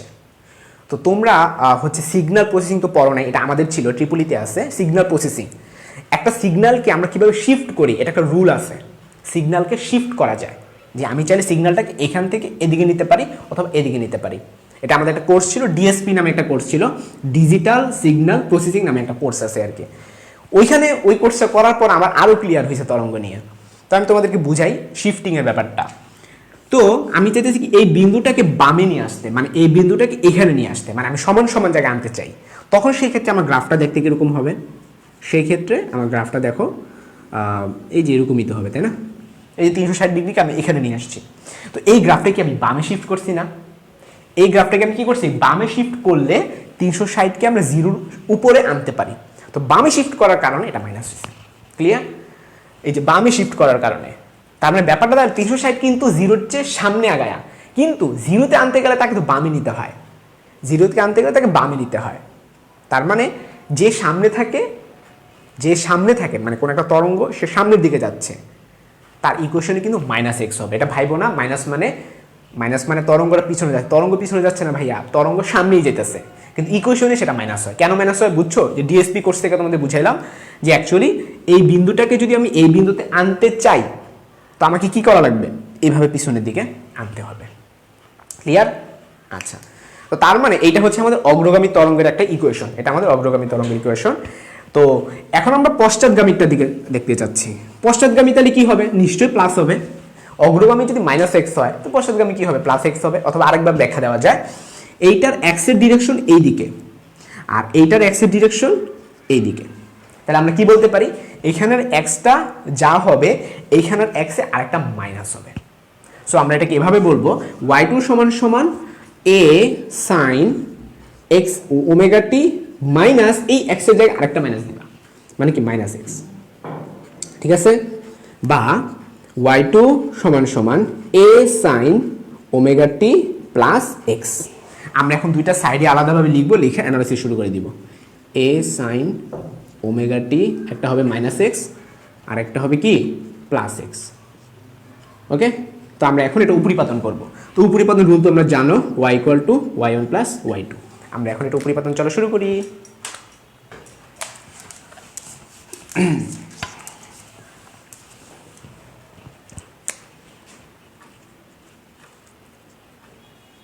প্লাস y2, তো y1 কি ছিল, a sin omega t minus x plus a sin omega t plus x. তো আমরা যদি এ কমন নিয়ে ফেলি, যদি দুই পাশ থেকে আমরা এ কমন নিয়ে নিই তাহলে চেহারাটা এরকম হয়।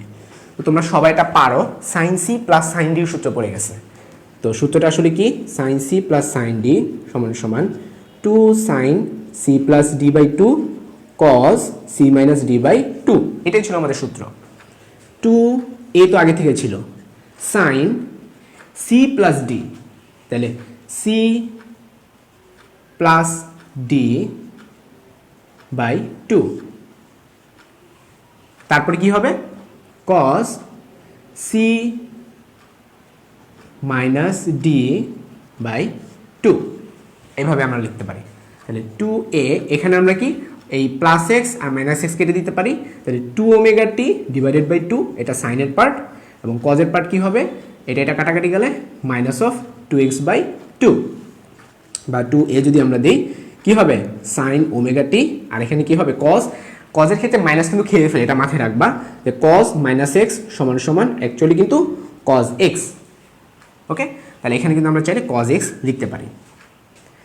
এখন এই জিনিসটা যে অ্যানালিসিস করলাম, করে টোরে আমরা আসলে যেটা পাইলাম সেটা কিন্তু ওমেগা আকারে।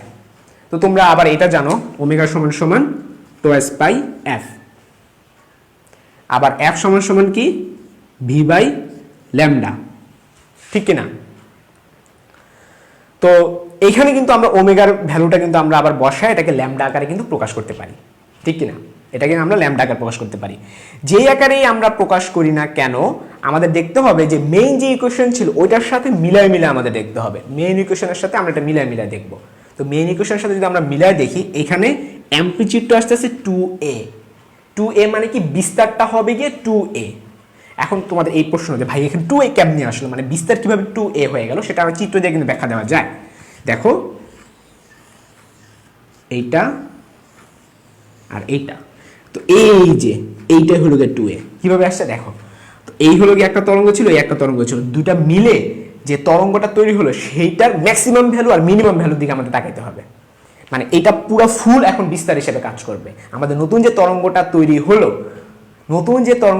ওর ভ্যালু কিন্তু অ্যাকচুয়ালি জিরো, ওর ওয়াইয়ের ভ্যালুটা কিন্তু অ্যাকচুয়ালি জিরো, এই যে এরকম জিরো, কিন্তু সেইটা উপরের দিকে দেখবো ম্যাক্সিমাম কতখানি গেছে, নিচের দিকে ম্যাক্সিমাম কতখানি গেছে। দেখো উপর এবং নিচে এই ম্যাক্সিমাম ভ্যালুটা আসলে কিন্তু এখান থেকে এতটুকু ছিল প্লাস এ, এখানে ছিল মাইনাস এ। তাহলে এই দুটোর ডিস্টেন্সটা কি হবে 2a না, এই হলো আমাদের 2a। তোমরা একটু কমেন্টে বলো এতটুকু বুঝছো কিনা, একটু কমেন্টে জানিয়ে ফেলো।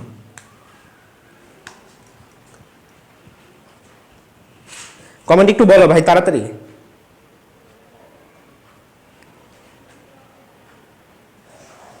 তোমরা কমেন্টে জানিয়ে ফেলো এতটুকু বুঝতে পারছো কিনা।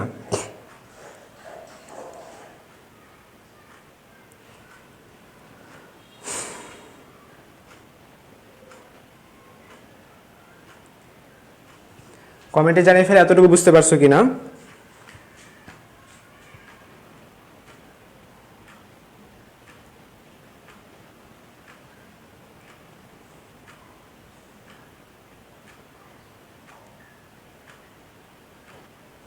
আচ্ছা আবিদা, জয়ী, তারপর সূচনা, আচ্ছা গুড। আচ্ছা একটু বাকি একটু বলো, মানে আমি বেশি বেশি পেঁচাবো না, মানে মেডি ফিজিক্স তো এখানে ম্যাথ নিয়ে বেশি একটা পেঁচাবো না, আমি ডিরেক্টলি লাইনে এসে পড়বো। ডিরেক্টলি আমি এটা এসে পড়বো, মানে একটা সিদ্ধান্তে এসে পড়বো ডিরেক্টলি। এই যে ওমেগার ভ্যালুটা খালি বসায় দিব, এই যে টোয়াইস পাই বাই ল্যামডা, এই ভ্যালুটা আমি বসায় দিব আর কি। তোমরা আগে আমাকে এনশিওর করো এতটুকু বুঝতে পারছো কিনা, এটা আগে এনশিওর করো আমাকে। মানে আমি যে তরঙ্গের ইকুয়েশন করছি বড় বড় ভ্যালুতে কিন্তু আমি যাই নাই, জাস্ট নর্মালি ওমেগা দিয়ে তোমাদের বোঝানোর আমি ট্রাই করছি।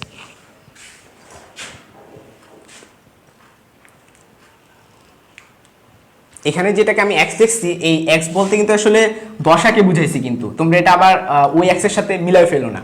এখানে এক্স বলতে অ্যাকচুয়ালি আমি দশাকে বুঝাইছি, এটা একটু লেখা দেই তো তোমরা পরে ঝামেলা পড়ে যাবা। এখানে এক্স বলতে আমি দশাকে বুঝাইছি, দশা। তো যদি এটা আমি পরবর্তীতে এক্সে কনভার্ট করতাম তাহলে আসলে কি হইতো, যদি আমি 2 পাই বাই ল্যামডা এই যে এই ফর্মেট যদি আমি নিয়ে আসি, ওমেগার ভ্যালুটা যদি আমি বসাই দিই, তখন আসলে চেহারাটা এরকম হইতো, এ সাইন দেখতে পারতো শুধু উপরে twice pi by lambda into VT minus X, এরকম হইতো আমাদের।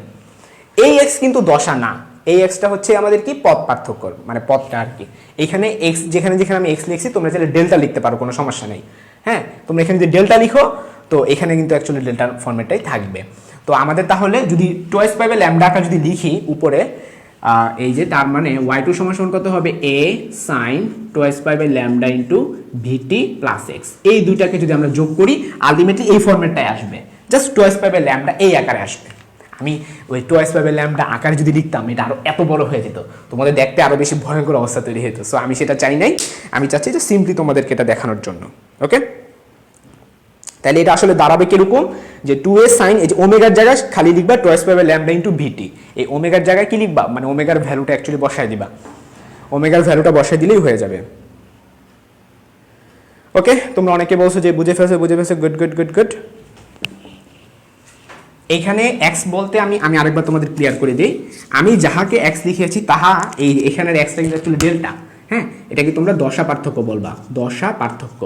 তো তোমাদেরকে আগেই পুরো সূত্র সব শিখাই ফেলছি যে সূত্রটা কি 2a টা 2a থাকলো, তারপর সাইন ওমেগা সূত্রটা কি 2s পাই বাই ল্যামডা, এই যে 2s পাই বাই ল্যামডা, হ্যাঁ, তারপরে কি থাকবে, বি থাকবো টি থাকবো, এই যে বি থাকবো টি থাকবো, তারপরে কি এই যে কস থাকবো, আর এক্সটাকে আমি দশা পার্থক্য ধরে করছিলাম তোমাদের যাতে এত বড় না দেখা, আমি যদি এখানে 2 পাই বাই ল্যামডা বসাইতাম এত বড় ইকুয়েশন হইতো। আচ্ছা, তো দশা পার্থক্য ভ্যালুর আমরা কিন্তু একটু আগে শিখছিলাম, দশা পার্থক্য সমান 2 পাই বাই ল্যামডা ইন্টু পদ পার্থক্য, এই যে 2 পাই বাই ল্যামডা ইন্টু পদ পার্থক্য, এইখানে এক্সটা কিন্তু আমাদের পদ পার্থক্য। ওকে, এখানে এই এক্সটা আমি দশা পার্থক্য নাম দিছিলাম, এখানে এটাকে আমি পদ পার্থক্য নাম দিচ্ছি। সো এই মাধ্যমে কিন্তু আমাদের বের হয়ে গেল। তো ফার্স্ট অফ অল এইটার সাথে আমরা মিলানোর ট্রাই করব আমাদের অগ্রগামী তরঙ্গ। আমাদের অগ্রগামী তরঙ্গ কে ছিল, y1 ছিল অগ্রগামী তরঙ্গ। ইকুয়েশন কি ছিল, a sin ওই উপরে দেখো 2s pi by lambda into vt minus x, এটা আমাদের অগ্রগামী। আর এটা হচ্ছে আমাদের স্থির তরঙ্গ। আমরা এখন প্রমাণ করব এটা আসলে স্থির তরঙ্গ। কিভাবে প্রমাণ করতে পারি খেয়াল করো, y1 সমান a sin, তার মানে সাইনের টার্ম থাকা লাগবে। এখানে সাইনের টার্ম কোথায় আছে, এই জায়গাটায় আছে, এখানে আমাদের সাইনের টার্ম আছে, হ্যাঁ। কিন্তু অগ্রগামী তরঙ্গ একটা মাইনাস এক্স থাকাই লাগে, তোমাদেরকে আগেই বলছি অগ্রগামী তরঙ্গ অবশ্যই মাইনাস এক্স থাকা লাগে। এটা ফার্স্টে কিন্তু আমি বলে নিছি যে যখন তুমি এইভাবে আগাইতে থাকবা এটার দশাটা কি হবে, মাইনাস হবে, তাই না? এটা একটু আগে বুঝাইলাম। তার মানে এখানে কিন্তু কোনো মাইনাস নাই, এখানে কোনো মাইনাস নাই। সো আমরা এটা ইজিলি বলতে পারতেছি ও কিন্তু কোনো অগ্রগামী তরঙ্গ না, অগ্রগামী না, অগ্রগামী না। কেন অগ্রগামী না, ক্লিয়ার? অগ্রগামী হইতে হইলে ভিটি মাইনাস এক্স এটা থাকাই লাগে, অগ্রগামী হইতে হইলে ভিটি মাইনাস এক্স এটা থাকাই লাগে, কিন্তু আমাদের এটা নাই। সো আমরা এটা ইজিলি বলতে পারতেছি এটা কোনো অগ্রগামী তরঙ্গ না। ওকে, আমরা আরেকটা জিনিস অ্যানালাইসিস করব, সেটা হলো এই যে এতটুকু দেখো, এই যে এতটুকুর সাথে কিন্তু মিলে যাচ্ছে। সো আমরা একটা কাজ করব, আমরা এই যে 2a, আমি একটু অন্য কালার পেন নেই, আমি হচ্ছে এতটুকুকে এতটুকুর সাথে মিলায় পড়াবো। মানে 2aটাকে সামনে রাখলাম, তারপরে কি বাকি রইল cos, তারপরে কি 2 pi by lambda into X, এটা আমি সামনে রাখলাম। তারপরে এই জিনিসটা আমি লিখলাম হচ্ছে এই যে এই জিনিসটা sine 2 pi by lambda into VT. বলতে পারো ভাই আপনি এটা কেন করতেছেন, এটা রিজনটা হচ্ছে এইটাই হলো আমাদের ওয়েভ, এটা আমাদের ওয়েভ না, এটা আমাদের ওয়েভটা না। কিভাবে বুঝবে এটা ওয়েভ না, কারণ এখানে টি আছে, এখানে টি নাই, যেখানে টি আছে সেটা ওয়েভের ইকুয়েশন, আর বাকিটা হলো অ্যামপ্লিটিউড। যেখানে টি আছে এটা মাথায় ঢুকায় ফেলো, যেখানে যেটার সাথে টি আছে সেটা হলো ওয়েভ, মেইন ওয়েভ, আর বাকিটা কিন্তু ওয়েভ না। তোমরা বলতে পারো ভাইয়া এটা কি সাইন ওয়েভ নাকি কজ ওয়েভ, আপনি যেটা বাইট করলেন এটা কি সাইন ওয়েভ নাকি cos wave? The answer is এটা সাইন ওয়েভ, এটা কজ ওয়েভ না। বলবা কেন, যেখানে কজ আছে তো ভাই, এখানে কজের সাথে টি নাই, এখানে কজের সাথে টি নাই, এটা একটা মান, এটা একটা মান, এক্স এর একটা মান আছে, পায়ের একটা মান আছে, ল্যামডার একটা মান আছে, সো এটা তো একটা ফিক্সড ভ্যালু। কিন্তু এটা কিন্তু কোনো ফিক্সড ভ্যালু না, সময়ের সাথে সাথে সেটা চেঞ্জ হচ্ছে। টি এর ভ্যালু এখানে টি লেখা, এটা মিনিং কি, সময়ের সাথে সাথে চেঞ্জ হচ্ছে, এটাই ওয়েভ, এটাই আমাদের ওয়েভ। এটা আমাদের ওয়েভ না, এটা হচ্ছে অ্যামপ্লিটিউড বা বিস্তার। তার মানে এইটা আর এইটা মিলেই হবে আমাদের বিস্তার, ক্লিয়ার? এইটা এবং এইটা মিলেই হচ্ছে আমাদের বিস্তার। সো আমি তাহলে একটা কাজ করি, বিস্তারটা আমি সাইডে লিখে ফেলি, বিস্তারটাকে আমি সাইডে লিখে ফেলি। তাইলে এই এতটুকু হবে কি আমাদের বিস্তার। তাহলে স্থির তরঙ্গের বিস্তার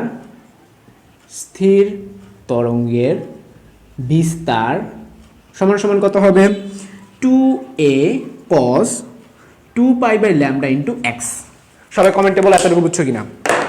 স্থির তরঙ্গের বিস্তার, এটা তোমরা বুঝছো কিনা একটু দ্রুত বলে ফেলো।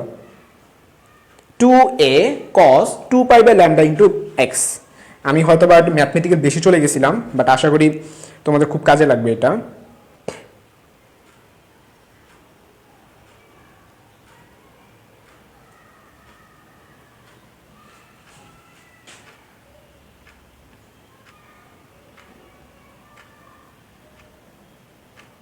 আচ্ছা, ওকে, তো তোমরা এটা বুঝে গেছো। আমি তাহলে সামনে আগাইতে পারি। হ্যাঁ, যাদের কাছে বেশি কঠিন লাগতেছে বেশি প্যারা নেওয়ার দরকার নেই, যাদের কাছে বেশি কঠিন লাগতেছে এরা সামনে আগাও, আর সামনে আর এত ক্যালকুলেশন করবো না, ডিরেক্টলি ওই মেডিকেল প্রবলেম সলভিং চলে যাবো। আর যাদের কাছে মোটামুটিভাবে ভালো লাগছে বাট হালকা হালকা বুঝো নাই, তারা ক্লাস শেষে আরেকবার ভিডিওটা দেখে নিও। আমি আবার বলি, যারা কিচ্ছু বুঝো নাই আর বোঝা দরকার নেই, ঠিক আছে? আর যারা অর্ধেক হলেও বুঝছো তারা পুরোটা বোঝা ট্রাই করবা, ক্লাস শেষে ভিডিওটা আরেকবার দেখবা। আচ্ছা, তো আমি এই ডিসিশনে আসতে যাচ্ছিলাম যে স্থির তরঙ্গের বিস্তার ইকুয়েশন হবে এইটা। আমরা এখন সুস্পন্দ বিন্দু এবং নিস্পন্দ বিন্দু আমরা বের করব। তো সুস্পন্দ বিন্দু মানে কি? সুস্পন্দ যেখানে হচ্ছে তোমার ভ্যালু আছে, যেখানে যে সকল বিন্দুতে ভ্যালুটা হবে ম্যাক্সিমাম। এখন ম্যাক্সিমাম উপরের দিকে হতে পারে, আবার নিচের দিকে হতে পারে। তো এইটার ম্যাক্সিমাম ভ্যালু কখন হবে বলো তো? তোমরা জানো কজের ম্যাক্সিমাম ভ্যালু কখন হয়? যখন এই কজ এর অ্যাঙ্গেলগুলো 0 ডিগ্রি, হ্যাঁ আমরা জানি কজ 0 মান 1, মানে ম্যাক্সিমাম ভ্যালুটা হবে +1 অথবা -1। এখানে -1 কিন্তু আবার মিনিমাম ভ্যালু বললো না, এটাও ম্যাক্সিমাম ভ্যালু, কিন্তু এটা উল্টা দিকে আর কি। ক্লিয়ার? মানে সুস্পন্দ বিন্দুর জন্য আমরা +-1 ধরবো, আর নিস্পন্দ বিন্দুর জন্য আমরা 0 ধরবো। নিস্পন্দ বিন্দু মানে কি? ওর কোনো ধরনের ভ্যালু নাই, 0। আর -1 কিন্তু একটা ভ্যালু আছে, সেটা কিন্তু ম্যাক্সিমাম ভ্যালু, বাট উল্টা দিকে আর কি। সো আমরা যখন সুস্পন্দ নিয়ে বিন্দু নিয়ে কাজ করব, তখন আমরা কি বলবো? এই ভ্যালুটা +-1 হতে হবে। অথবা আরেকভাবে ব্যাখ্যা করা যায়, তোমাদের এটা আগেও বলছি যে এই যে একটা তরঙ্গ যাচ্ছে, এই যে তরঙ্গ যাচ্ছে, এটার অ্যাম্পলিটিউড কিন্তু 2a। তাহলে এটাকে আমরা এভাবে বলতে পারি যে 2a cos 2π/λ × x, এটার ভ্যালুটা হবে +-2a হবে। তো উভয় পক্ষ থেকে 2a কাটা দাও, তাহলে কি হবে? cos 2π/λ × x ইকুয়াল টু কি +-1 হবে। ক্লিয়ার? আচ্ছা, তো হচ্ছে তোমরা দেখার ট্রাই করবা যে cos কতর মান আমরা 1 পাই, cos কত ডিগ্রিতে আমরা 1 পেয়ে থাকি। চলো আমরা cos এর গ্রাফটা একটু দেখি। cos এর গ্রাফটা কিরকম? এরকমই তো, রাইট? তো আমরা দেখবো কোথায় কোথায় 1 পাই। এই যে 0তে আমরা একটা 1 পাচ্ছি। আমরা নেক্সট কোথায় পাবো? এটা 90, এটা 180, এটা 270, আবার এখানে কত? 360।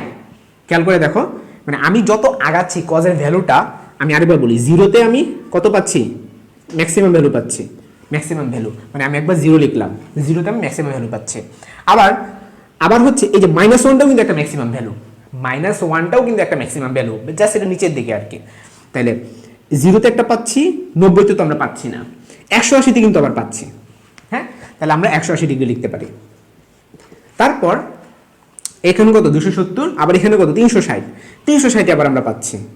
তারপর আবার 90 আগাও 450, আরো 90 আগাও কত হলো? 540।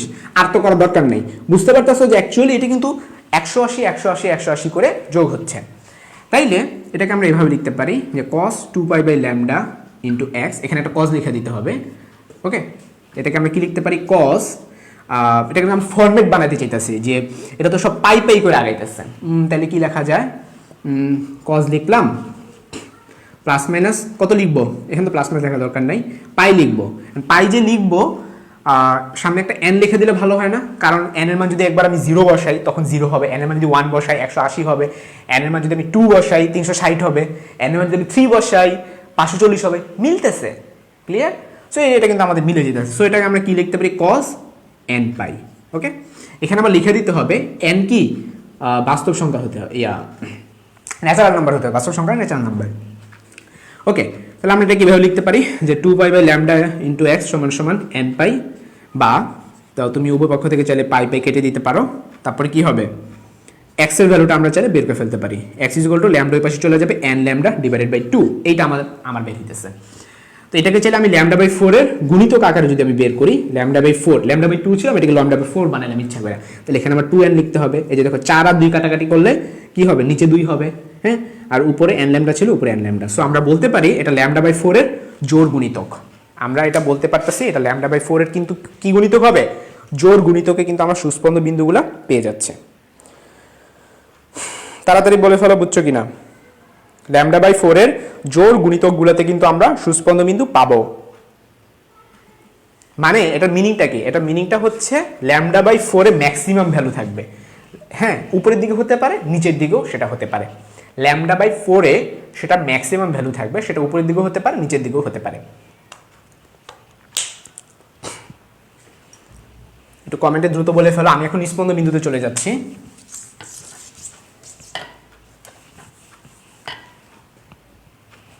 তো নিস্পন্দ বিন্দু মানে কি? যে 0 বানাইতে হবে। হ্যাঁ, এই যে এই ভ্যালুটাকে 0 বানাইতে হবে। যে cos 2π আমি লিখে নেই, নিস্পন্দ বিন্দু কোথায় হবে? cos 2π/λ × x = কত হবে? 0 হবে। এখন দেখবো ওই যে গ্রাফটা থেকে আমরা অ্যানালাইসিস করবো যে কোথায় কোথায় 0 হচ্ছে। এই যে এখানে একটা 0 পাচ্ছি, তার মানে এটা কত ডিগ্রি? 90 ডিগ্রি। তাহলে যদি আমি লিখে ফেলি cos 2 pi by lambda into x সমান সমান cos 90 ডিগ্রিতে একবার পাচ্ছি, তারপর 0 এখানে পাচ্ছি, এটা কত ডিগ্রি 90 আর 180 270 ডিগ্রি, তাহলে এখানে হবে 270 ডিগ্রি। আবার এখানে একটা পাচ্ছি এটা কত 90 90 আগাও, তাহলে 180 আগাও, 270 থেকে 180 আগালে 450 হয়, 450 ডিগ্রি। সো বুঝতে পারতেছো এটা কিভাবে আগাচ্ছে, এটা এভাবে চলতে থাকবে। বা 2 pi by lambda into x সমান সমান, এটাকে কিভাবে লিখতে পারি আমরা, এটাকে আমরা লিখতে পারি পাই বাই 2 এর গুণিতক আকারে। কোন গুণিতক, দেখো 2n + 1 যদি লিখি তাহলে হয় বেজোড় গুণিতক না, এটা কি পাই বাই 2 এর বেজোড় গুণিতক না, চেক করো কিভাবে হচ্ছে। হচ্ছে হলে তোমার n এর মনে মনে মান বসাও, n এর মান 0 বসাও, 0 বসালে কি হবে 0 + 1 পাই বাই 2, এই যে দেখো পাই বাই 2 90 ডিগ্রি মিলছে। এরপরে তুমি n এর মান 1 বসাও, 1 বসালে কত হবে 2 একে 2 আর 1 যোগ করলে 3 হয়, 3 × পাই বাই 2, পাই বাই 2 মানে 90 আর 3 দিয়ে গুণ করলে 270, এই যে 270। এরপরে n এর মান 2 বসাও, 2 2 গুণ 4 আর 1 যোগ করলে 5 হয়, 5 × পাই বাই 2 মানে কি 450 ডিগ্রি, এই যে 450 ডিগ্রি সব মিলতেছে। তাহলে আমি উপপক্ষ যদি পাই কাটাকাটি করে দিই কি থাকে 2, এই যে পাই কাটাকাটি করে দিচ্ছি উপপক্ষ থেকে, 2x ডিভাইডেড বাই ল্যামডা সমান সমান 2n + 1 ইন্টু নিচে কিন্তু 2, হ্যাঁ নিচে 2 চলে যাবে, এখানে ল্যামডা বাই 4 ছিল, তাহলে x সমান সমান উপরে যদি চলে যায় 2n + 1 ইন্টু ল্যামডা উপরে চলে গেলে এখানে হয়, আর 2 2 গুণ 4 হয়, এই তো হয়ে গেল। তার মানে আমার সুস্পন্দ বিন্দু ছিল ল্যামডা বাই 4 এর জোড় গুণিতকে, আর নিস্পন্দ বিন্দু হলো ল্যামডা বাই 4 এর বেজোড় গুণিতকে। তার মানে যত বেজোড় গুণিতক আমরা পাবো ল্যামডা বাই 4 এর, সেগুলোতে আমরা কি ভ্যালুটা অ্যাকচুয়ালি 0 দেখাবে, মানে নিট ভ্যালু, কিন্তু মেইন ভ্যালু না, মানে দুইটা যোগ হওয়ার পরে ভ্যালুটা কিন্তু অ্যাকচুয়ালি 0, ঠিক আছে। এক্স এর ভ্যালু কিন্তু ওয়াই এর ভ্যালু না, আবার ওয়াই ভাবতে যাও না, এখানে এক্স এর ভ্যালুটা আসলে 0 হবে। তো তোমরা কমেন্টে জানিয়ে ফেলো যে আসলে বুঝছো কিনা। ল্যামডা বাই 4 এ এক্স এর মান কি হয়ে যাবে, যখন এক্স এর মান ল্যামডা বাই 4 তখন আমরা কি পাবো, সেইটা নিস্পন্দ বিন্দু পেয়ে যাবো। আমি এটা নিয়ে বেশি অ্যানালিসিস করবো, অনেক সময় চলে যাচ্ছে, আমরা সামনে আগাই। তো অগ্রগামী তরঙ্গ, তারপরে হচ্ছে পশ্চাৎমুখী তরঙ্গ, এগুলো নিয়ে তোমাদের আশা করি ক্লিয়ার হয়ে গেছে। আমি এখন মেডিকেলের কিছু প্রবলেমে চলে যাই।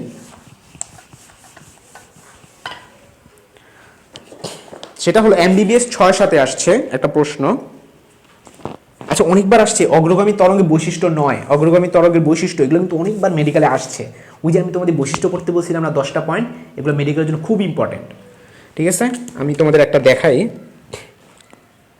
MBBS 12-13-তে আসছে, 11-12-তে আসছে। প্রশ্নটা হলো অগ্রগামী তরঙ্গের বৈশিষ্ট্য নয়, অগ্রগামী তরঙ্গের বৈশিষ্ট্য নয়। তো অপশন এ, মাধ্যমের কণাগুলো কখনই স্থিরাবস্থা প্রাপ্ত হয় না, মাধ্যমের কণাগুলো কখনো স্থিরাবস্থায় প্রাপ্ত হয় না। অপশন বি, কণাগুলো পর্যায়কাল সমান হলেও বিস্তার সমান নয়, বিস্তার সমান নয়। অপশন সি, মাধ্যমের সকল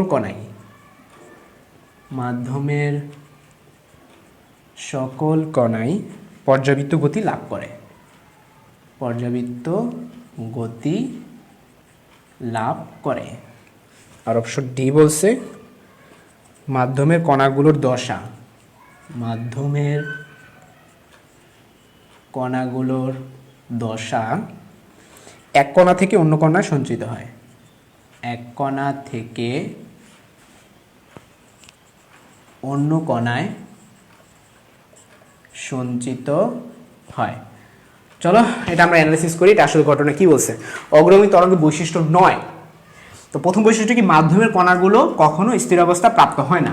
তো অগ্রগামী তরঙ্গ মানে কি, যেটা সবসময় সামনের দিকে যাইতে থাকে, সবসময় যেতে থাকে, ও তো স্থির হবে না, ও থেমে গেলে তো অগ্রগামী তরঙ্গ হইল না। হ্যাঁ, তার মানে কথাটা কিন্তু সত্য, বলছে যে মাধ্যমের কণাগুলো কখনো স্থির অবস্থা প্রাপ্ত হয় না, কথাটা তো সত্য, অগ্রগামী তরঙ্গ তো সবসময় চলতেই থাকে। সো এটা কিন্তু আসলে প্রাপ্ত হয় না, এটা সত্য, আমি সত্য মানে টিক চিহ্ন দিচ্ছি। আবার দেখো, কণাগুলোর পর্যায়কাল সমান হলো বিস্তার সমান নয়, এটা কোনো কথা? বিস্তার তো অবশ্যই সমান হবে। এই যে খেয়াল করো, এখানে বিস্তার যা, এখানে বিস্তার তা, এখানে বিস্তার যা, এখানে বিস্তার তা। তার মানে এটাই আমরা ভুল পেয়ে গেলাম। এখন মেডিকেল যদি একাধিক আনসার থাকতে পারে, সো বাকিগুলো চলো চেক করি। মাধ্যমের সকল কণে পর্যাবৃত্ত গতি লাভ করে। হ্যাঁ, এটা সত্য। পর্যাবৃত্ত গতি মানে কি? তোমরা জানো এখান থেকে এখানে যে টিটা, এই টাইমটা এখান থেকে টাইমটা কিন্তু সেম হবে। পর্যায়গতি মানে কিন্তু তোমরা জানো তার একটা পর্যায়কাল থাকবে, একটা নির্দিষ্ট সময় পর পর সে একটা নির্দিষ্ট দূরত্ব অতিক্রম করবে। সো এটা কিন্তু আসলে সত্য। তারপর মাধ্যমের কণাগুলোর দশা এক কণা থেকে অন্য কণা সঞ্চিত হয়, এটা সত্য। এই যে এই দশাটা পরবর্তীতে কিন্তু এখানে এসে পড়ে, হ্যাঁ, আবার এইটার দশাটা পরবর্তী এখানে এসে পড়ে। দশা মানে কি ছিল? ওই যে তোমার একই, যদি সেম দশা আমরা ব্যাখ্যা করতে চাই তখন কি হবে? ডিরেকশন একই থাকবে, বেগ একই থাকবে, হ্যাঁ, তারপরে হচ্ছে ফ্রিকোয়েন্সি একই থাকবে, সেটা কিন্তু আমরা একই দশা বলি। মানে এটা রিপিট হবে, সঞ্চিত হয় বলতে বুঝাইছে যে সেম দশাটাই আরেকজনের মধ্যে রিপিট হয়, আরেকটা কণার মধ্যে রিপিট হয়, যে এই কণাটা আর এখানে কণাটা দুটো কিন্তু অ্যাকচুয়ালি সেম। সো এটাও সত্য। আর আমাদের বলছে বৈশিষ্ট্য 9 কোনটি? সো আনসার হবে গিয়ে বি। সো এটার উত্তরটা হবে বি। তো মেডিকেলে আরও প্রশ্ন আছে, আমি অ্যানালিসিস করলাম না সময়ের স্বল্পতার জন্য। তোমরা বাসায় সবার কাছে কোশ্চেন ব্যাংক আছে, তারপর আমিও পিডিএফ দিয়ে দিব। তোমরা এই বৈশিষ্ট্য 9 এই রিলেটেড টপিকগুলো তোমরা পড়ে ফেলবা, ঠিক আছে? ওই 10টা বৈশিষ্ট্য আছে, ওগুলো পড়লেই তো হয়ে গেল। নেক্সট যদি আমরা চলে যাই, তোমরা বলো এতটুকু বুঝতে পারতেছো কি না? আমরা আস্তে আস্তে সামনের দিকে আগাচ্ছি। আমাদের নেক্সট টপিকের নাম হলো মুক্ত কম্পন ও পরবশ কম্পন। আমরা নেক্সট শিখবো হলো মুক্ত কম্পন ও পরবশ কম্পন।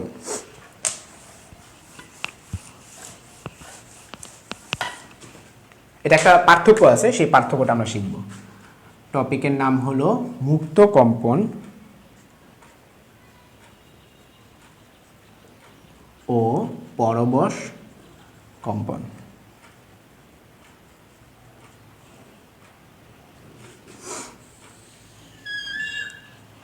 আচ্ছা, এটা একটা পার্থক্য আছে ইসাক স্যারের বই, তোমরা পিডিএফ এটা পাবা। 4টা পয়েন্ট আছে, আমি জাস্ট একবার করে একটু বুঝাই দিয়ে যাই যে মুক্ত কম্পন আর পরবশ কম্পনটা কি এবং তাদের মধ্যে পার্থক্যটা কি। হ্যাঁ, আমি লিখবো না, জাস্ট এমনি বক্স করতেছি তোমাদের সহজে বোঝানোর জন্য। আগে এগুলো মিনিং বোঝাই। পরবশ কম্পনটা হইতেছে, এই ধরো তুমি একটা সুর শলাকে নর্মালি এমনি করে টাং করে একটা বাড়ি মারলা। তো বাড়ি মারলে সুর শলাকাটা শুধু কম্পিত হইলো, মানে তুমি সুর শলাকাটা কোনো টেবিলের সাথে আটকে রাখো নাই, এমনি নর্মালি শুধু সুর শলাকা একটা বাড়ি মারলা, সুর শলাকাটা শুধু নড়বে, এটা হলো মুক্ত। আর সুর শলাকাটা যদি তুমি একটা টেবিলের সাথে যদি আটকে রাখো, মানে পাতলা টেবিল, মানে কোনো শক্ত রক্ত না, পাতলা একটা টেবিলের সাথে যদি তুমি সুর শলাকাটাকে আটকে রাখো, যখন তুমি সুর শলাকাটা বাড়ি মারবা তখন টেবিলটাও কিছুটা কম্পিত হবে, ওইটা হলো পরবশ। ক্লিয়ার? মুক্তটা হইতাছে সে মুক্ত, সে একলা যেরকম হয়, বাট পরবশটা হলো সে আরেকজনকে নিয়ে কম্পিত হয়। মানে ব্যাপারটা হলো এইটা, আমি একলা খারাপ হবো, এটা হলো মুক্ত। আর আমি যদি কাউরে নিয়ে খারাপ হই, সেটা হবে গিয়ে পরবশ। এখন আমি তোমাদেরকে কয়েকটা এক্সাম্পল বলি। পরবশ অনেক এক্সাম্পল আছে, যেমন ওই যে সৈন্যরা যখন মার্চ করে এরকম একটা অনুধাবন আছে না ইসাক স্যারের বই। যখন তারা মার্চ করে, তো মার্চ যেখানটাতে করতে, ধরো রাস্তায় মার্চ করলে তো রাস্তা তো আর কাঁপবে না, কিন্তু ধরো ওই যে ছোটোখাটো ব্রিজ বা সেতুতে যখন তারা মার্চ করে, ওটা কিন্তু কাঁপতে থাকে, সেটা কিন্তু একটা পরবশ কম্পনের একটা উদাহরণ। মানে সৈন্যরা নিজেরাও তো নড়তেছে, আবার যে ব্রিজের উপর দিয়ে যাচ্ছে সে ব্রিজটাও নড়তেছে, তার মানে সে কিন্তু একলা নড়তেছে না, সে ব্রিজকে নিয়েই নড়তেছে, ঠিক আছে? এটা হলো পরবশ কম্পনের উদাহরণ। কিন্তু সৈন্যরা যদি রাস্তায় মার্চ করে, রাস্তায় কি কাঁপবে? মানে এভাবে কি কাঁপবে? না, এভাবে কাঁপবে না। সো সেটাকে আমরা মুক্ত বলতে পারি। অথবা সৈন্যদেরকে যদি আকাশে হাওয়ায় নিয়ে যেতে পারি, হাওয়ায় নিয়ে যদি তারা মার্চ করে, সেটা হবে কি মুক্ত। আচ্ছা, আমি অনেকক্ষণ তোমাদের কমেন্ট পড়তেছি না, একটু কমেন্টে যাই।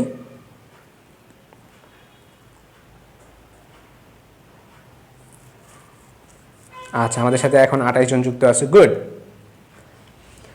তো এই ছিল বেসিকটা। আমি এখন তোমাদেরকে পয়েন্টগুলো বুঝাই নিই। রেডি? নাম্বার 1, মুক্ত কম্পন আগে পড়তেছি। শুধুমাত্র প্রত্যয়নী বল ছাড়া অন্য কোনো বল বস্তুর উপর ক্রিয়াশীল হয় না। খেয়াল করো, মুক্ততে কি বলছি? শুধুমাত্র প্রত্যয়নী বলটা কাজ করে, আর কেউ কাজ করে না। বল যে কাজ করে শুধু প্রত্যয়নী বল, মানে ওই যে আমি ফার্স্টে একটা বাড়ি মারছিলাম টং করে, আর কেউ কোনো কাজ করে না, শুধু আমি যে বাড়ি মারছি এই বলটাই, মানে আমি বাড়ি মারছি, আমার বাড়ি মারার ফলে যে বলটা প্রয়োগ করলাম ও কিন্তু কম্পিত হবে, একটা প্রত্যয়নী বল সে দিবে, এই প্রত্যয়নী বলের কারণে সে কাঁপবে, আর কোনো এক্সট্রা ফোর্স কাজ করবে না। কিন্তু পরবেশ কম্পনটা কি, বাইরে থেকে পর্যাবৃত্ত বল প্রয়োগ করলে পরবেশ কম্পন সৃষ্টি হয়। তার মানে পরবেশ কম্পন সৃষ্টি হইতে হলে পর্যাবৃত্ত একটা বল লাগে, এখানে এক্সট্রা বল, মানে মেইন কথা হলো এখানে কোনো এক্সট্রা বল লাগে না, বাট এখানে একটা এক্সট্রা বল লাগে। সেই এক্সট্রা বলটার নাম কি, পর্যাবৃত্ত একটা বল ওর দরকার হয়, ঠিক আছে। মানে ওর ক্ষেত্রে হলো পরে বাড়ি মারছি শেষ হয়ে গেল, কিন্তু ওর ক্ষেত্রে বাড়ি মারলেই হবে না, ওর ক্ষেত্রে হলো পর্যাবৃত্ত হইতে হবে। পর্যাবৃত্ত মানে বুঝতে পারতাম, সৈন্য যখন মার্চ করবে একবার সেম টাইমে মার্চ করতে হবে, তাইলে পরবশ তৈরি হবে, নয়তো তৈরি হবে না। 2 নম্বর পয়েন্টে আমরা যাই, মুক্ত কম্পনের কম্পাঙ্ক বস্তুটির ভর, আকৃতি, স্থিতিস্থাপকতার উপর নির্ভর করে।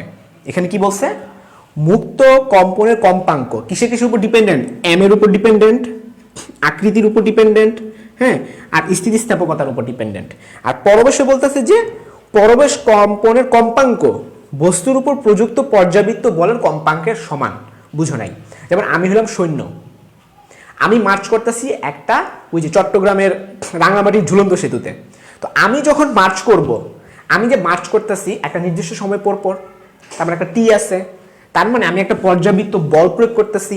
হ্যাঁ, এই যে আমি বল প্রয়োগ করতেছি এটা কম্পাঙ্ক আছে না এফ, আমি যেই এফে কম্পিত হচ্ছি, আমার যে ব্রিজটা আছে রাঙামাটি যে ঝুলন্ত ব্রিজটা, সেটা কিন্তু ওই কম্পাঙ্কে কম্পিত হবে যদি পরবেশ কম্পন সৃষ্টি হয়। যদি পরবেশ কম্পন সৃষ্টি হয় তাহলে আমরা কি বলতে পারি, আমার কম্পাঙ্ক আর ব্রিজের কম্পাঙ্ক সেম। ক্লিয়ার? তার মানে এখানে এফটা কিন্তু ফিক্স থাকতেছে, এফটা সেম। এই এফটা কিন্তু ব্রিজের যে ভর বা আকৃতি এগুলোর উপর ডিপেন্ডেন্ট না, এটা কার উপর ডিপেন্ডেন্ট, যারা মার্চ করতেছে তাদের উপর।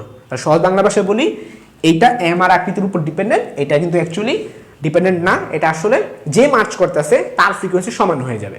এখন সে যদি আসতে হয় তার আসতে, জোরে হলে জোরে, এরকম।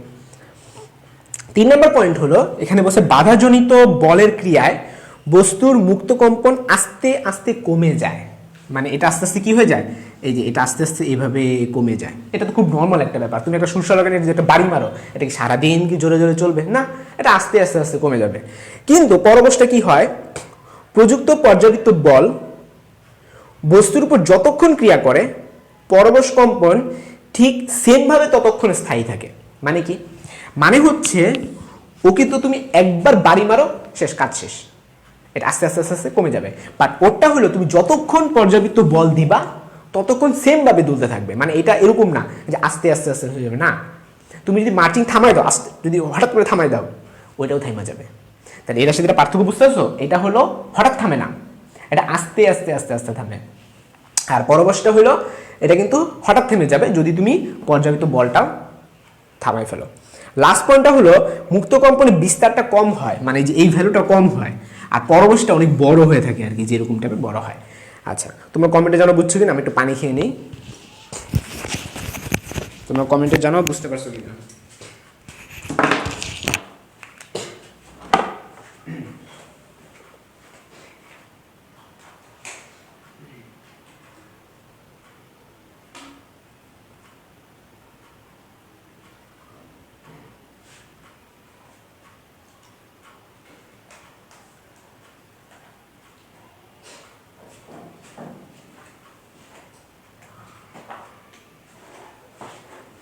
কমেন্টে দ্রুত জানিয়ে ফেলো বুঝতে পারছো কিনা। আমাদের পরবেশ কম্পন শেষ, এর মাধ্যমে আমাদের মুক্ত কম্পন ও পরবেশ কম্পনটা শেষ। আমরা আস্তে আস্তে আমাদের ক্লাসের শেষের দিকে এসে পড়তেছি। আচ্ছা, আবিদা ক্লিয়ার, আব্দুল ওয়াজিদ ক্লিয়ার, ওকে। আমরা নেক্সট আগাই, অলরেডি 1.5 ঘন্টা হয়ে গেছে।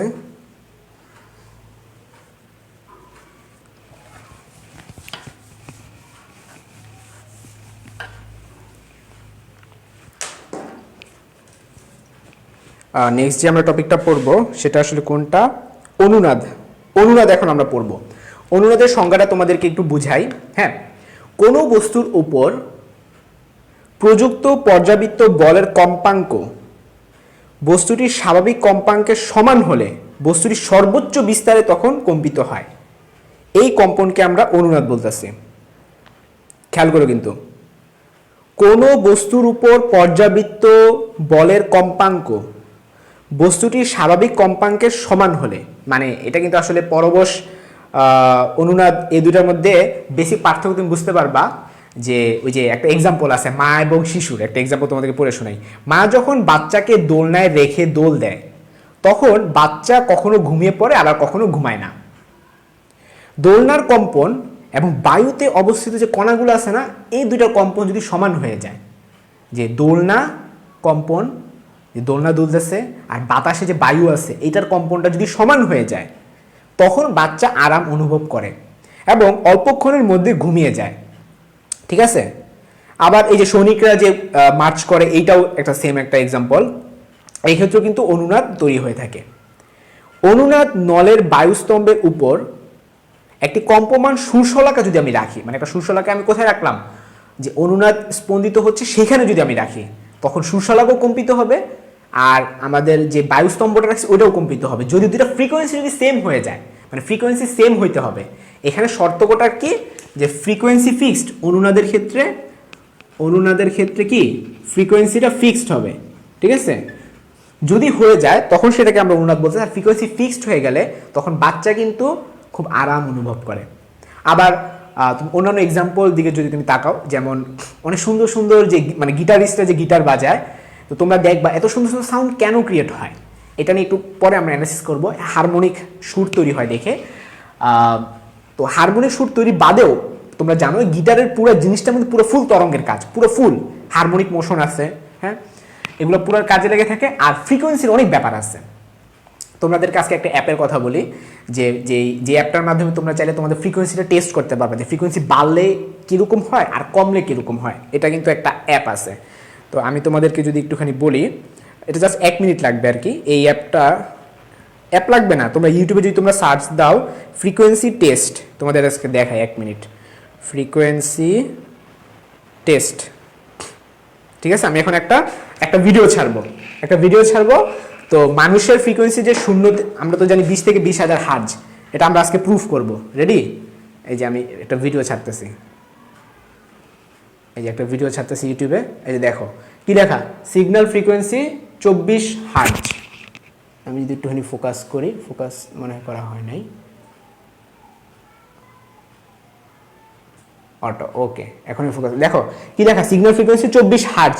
এটার তরঙ্গ দৈর্ঘ্যের দিকে তাকাও, এটা তরঙ্গ দেখছো কত বড়, মানে এটা শেষই হচ্ছে না, মানে এটা আসলে অনেক বড় পর্যন্ত চলতে থাকবে। ঠিক আছে। তো এখন আমি একটা কাজ করি, এটাকে আমি ফুল সাউন্ড দিয়ে নিই আগে।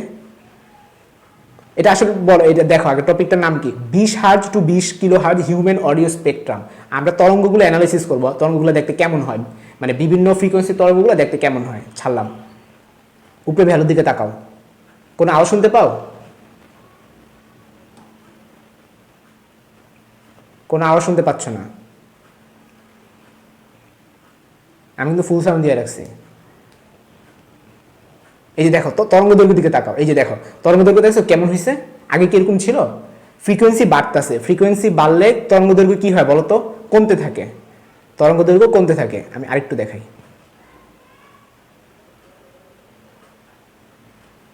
ফ্রিকোয়েন্সি বাড়তেছে, এখন তরঙ্গ দৈর্ঘ্যের দিকে তাকাও, দেখছো আগের চেয়ে আগে তো এতখানিও ছিল না, আরো বাড়াই।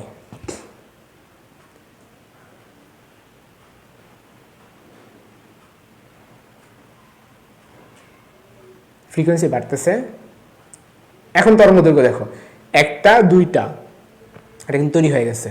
সামনে দেখবা 4-5টা হয়ে যাবে।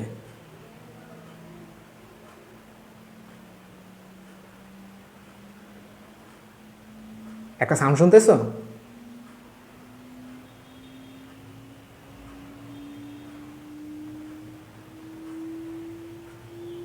একটা সাউন্ড শুনতে পাচ্ছ হু করে?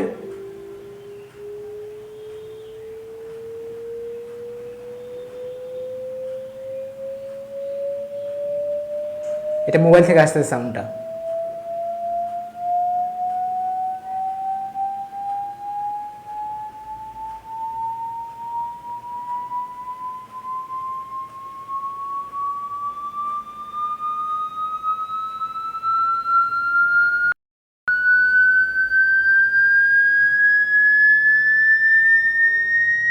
একটু পজ করি। তোমরা এটা ভাইবো না যে ফ্রিকোয়েন্সি যত বাড়তেছে সাউন্ড তত বাড়তেছে, ব্যাপারটা তা না। ব্যাপারটা হচ্ছে চিকন এবং মোটা। আমি আবারও বলি, তোমরা এটা ভাইবো না ফ্রিকোয়েন্সি যত বাড়তেছে সাউন্ড তত বাড়তেছে, ব্যাপারটা তা না। ব্যাপারটা হচ্ছে চিকন থেকে চিকন হয়ে যেতেছে। দেখো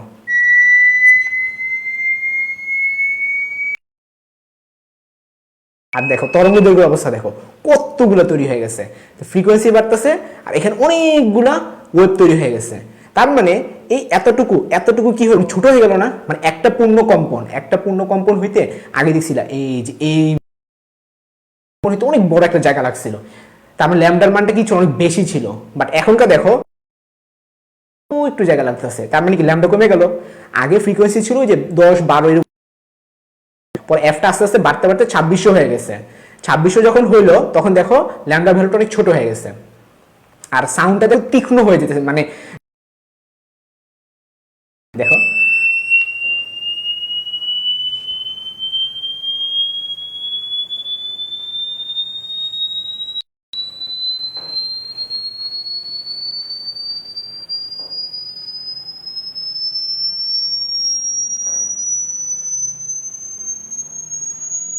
একেবারেই চিকন হয়ে গেছে।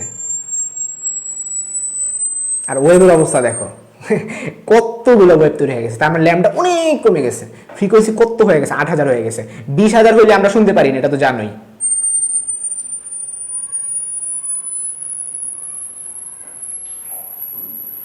সাউন্ড কমতেছে, এখন শুনতেছো কিছু?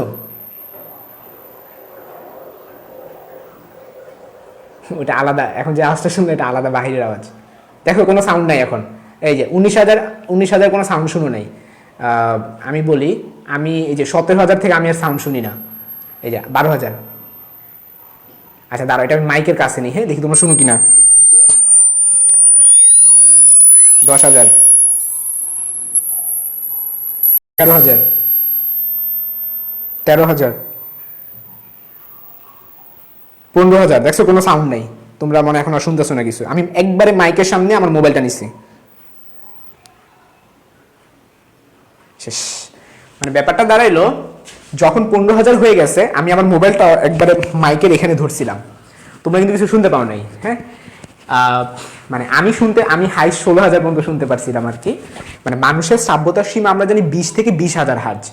তো 20 থেকে 20,000 হার্জ এটা হচ্ছে থিওরিটিক্যাল, বাট প্র্যাকটিক্যাল আমারটা চেক করছি, আমার হচ্ছে 17,000-এর বেশি আমি শুনতে পারি না। ইউটিউবে সার্চ দিতে পারো 20 হার্জ টু 200 কিলো হার্জ, এটা লিখে তোমরা সার্চ দিতে পারো।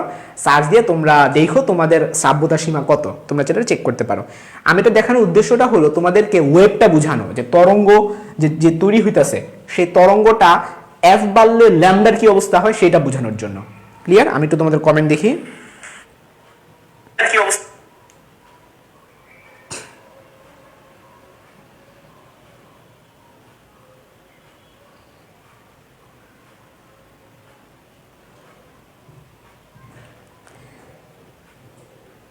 আচ্ছা এখানে বললো যে প্রথম দিকেও সাউন্ড শুনতে পাই নাই যখন স্টার্ট করেছেন, এটি কেন? আচ্ছা 20 থেকে 20,000, 20-এর আশেপাশে আমরা শুনি না, 150-200 তো আমরা শুনি না।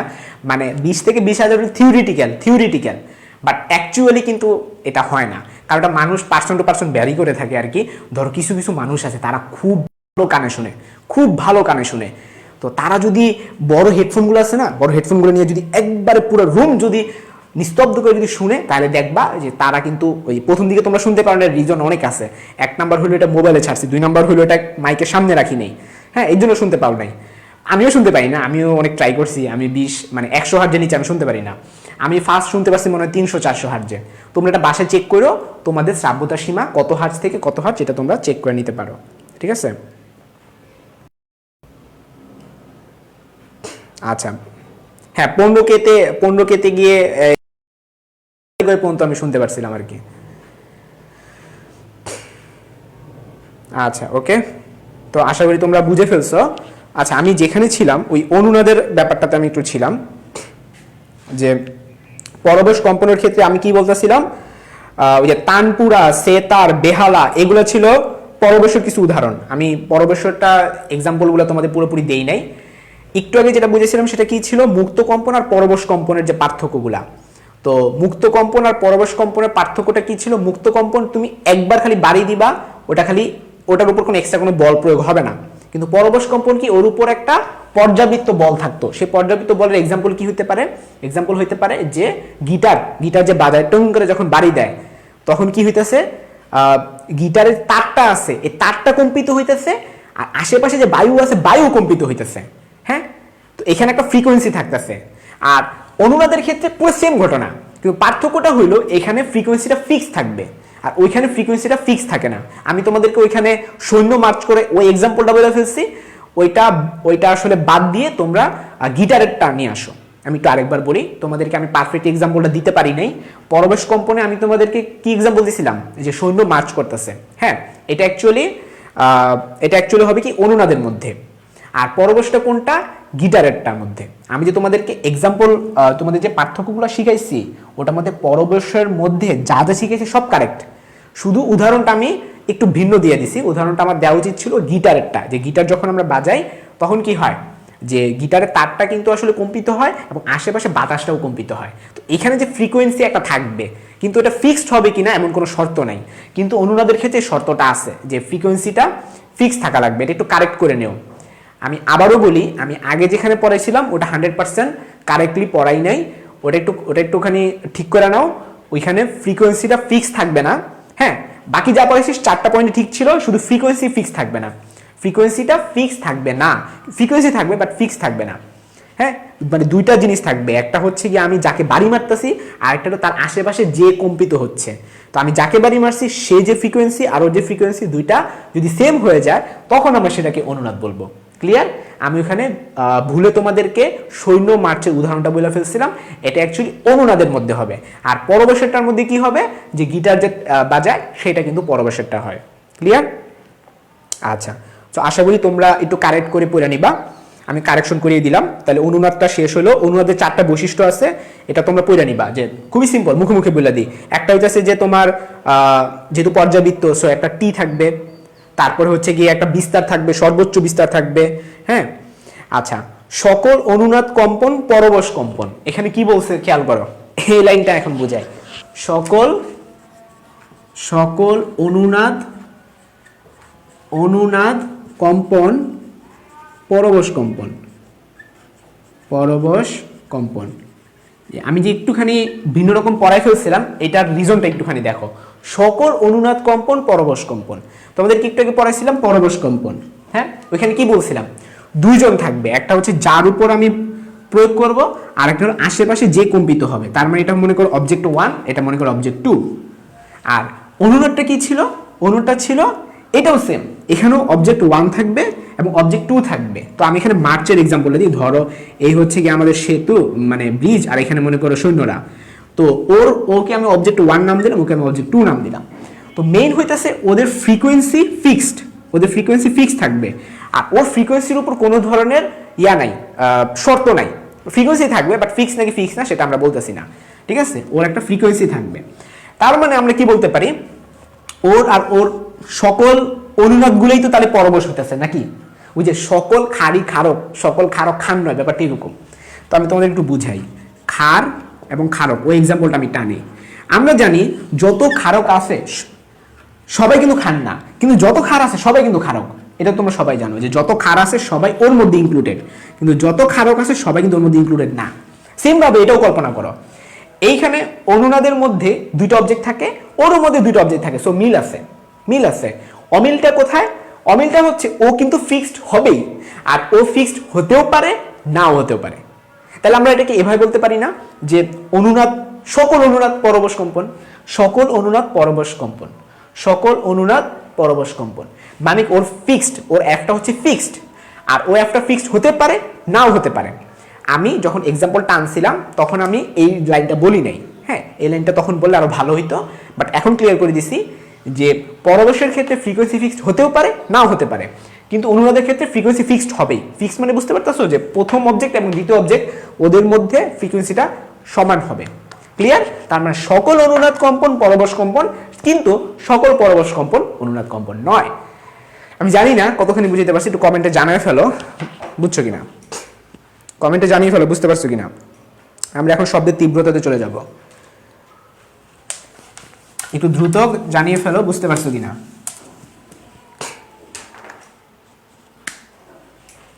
এখন টপিকের নাম হবে শব্দের তীব্রতা।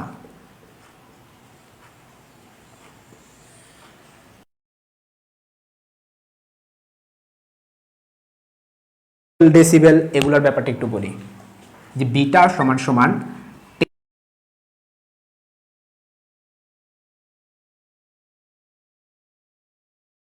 আই নটের ভ্যালুটা কিন্তু মুখস্থ রাখবা, 10 টু দ্য পাওয়ার -7 -12। এটা চলো আমরা একটুখানি বোঝার ট্রাই করি শব্দের তীব্রতাটা আসলে কি। তো বিজ্ঞানীরা কোনো একটা সাপেক্ষে সবসময় শব্দের তীব্রতাটা মেপে থাকেন, যে আমি যে কথা বলতেছি আমার এটা কিন্তু বিটাটা তুমি চাইলে বের করে ফেলতে পারো। কিভাবে? 10 log আই, আমি যে কথা বলতেছি এই আইটা বের করা যাবে, একটা সূত্র আছে I equal to 2 pi a square f square, বড় একটা সূত্র আছে। ওই সূত্রে যে তুমি যদি ভ্যালুগুলো বসাও ওইখানে এফ লাগবে, এ লাগবে আর ভি লাগবে। আমি যে কথা বলতেছি এটা ফ্রিকোয়েন্সি মাপা সম্ভব, মোবাইলে অ্যাপ আছে, তোমরা অ্যাপ নামায় নিতে পারো, ফ্রিকোয়েন্সি মাপতে পারবা।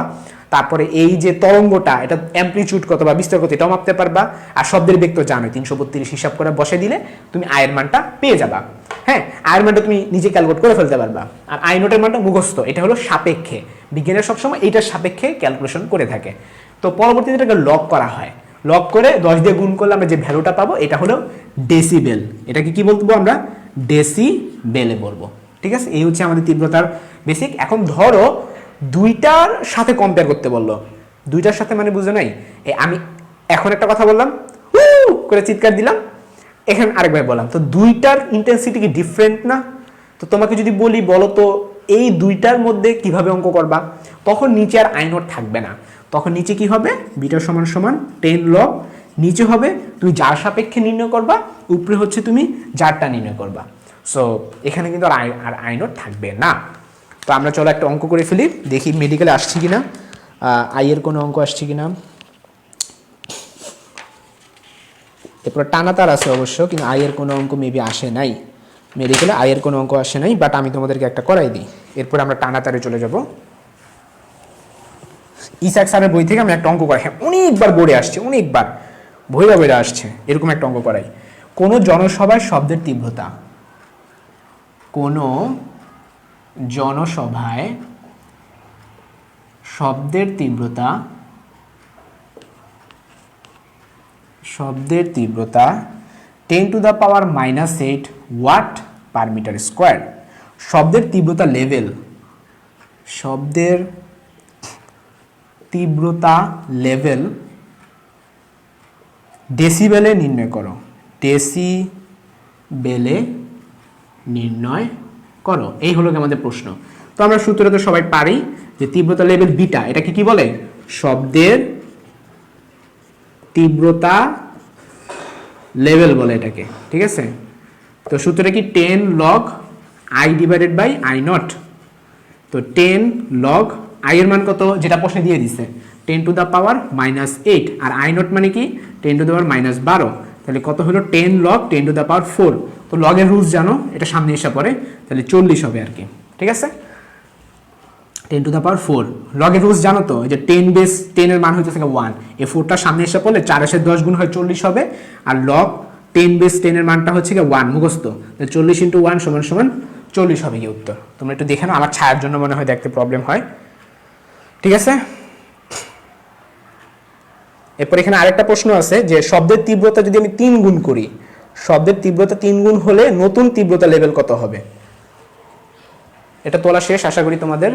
আমি এটা একটু চেঞ্জ, এটারই প্রশ্ন, শব্দের তীব্রতা 3 গুণ হলে, শব্দের তীব্রতা 3 গুণ হলে প্রশ্ন হলো নতুন তীব্রতা লেভেল কত, নতুন লেভেল কত? এই তো তীব্রতা হয়ে গেছে, তাহলে আই, আমাদের আই এর মানটা কি হবে? আগের যে 3 গুণ হয়ে গেছে, আগে ছিল 10 টু দ্য পাওয়ার -8, এটা এখন আমরা তীব্রতা লেভেলটা বের করব। সূত্র কি হবে? বিটা প্রাইম সমান সমান জাস্ট প্রাইম দিয়ে দিবা, 10 log i 3 × 10 to the power -8, আর এটা 10 টু দ্য পাওয়ার -12। এটা ক্যালকুলেটর ছাড়া করতে পারবা না, এটা ক্যালকুলেটর লাগবে, এটা আসবে 4477 ডেসিবেল। আমি আবার বলি এটা ক্যালকুলেটর ছাড়া সম্ভব না, কারণ লগের মধ্যে 3 থাকলে 3কে ভাঙানোর কোনো সূত্র নাই। ঠিক আছে, তোমরা কমেন্টে জানাও বুঝছো কিনা, শব্দের তীব্রতা ক্লিয়ার হয়েছে কিনা, শব্দের তীব্রতা।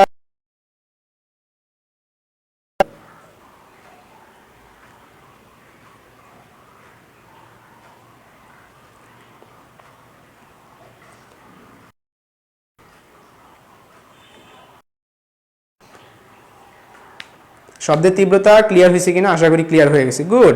মোহাম্মদ সিয়াম আবিদা, আচ্ছা আজকে কিন্তু আমি অনেক কমেন্ট খুবই কম পড়তেছি, একটু সময় বাঁচানোর জন্য।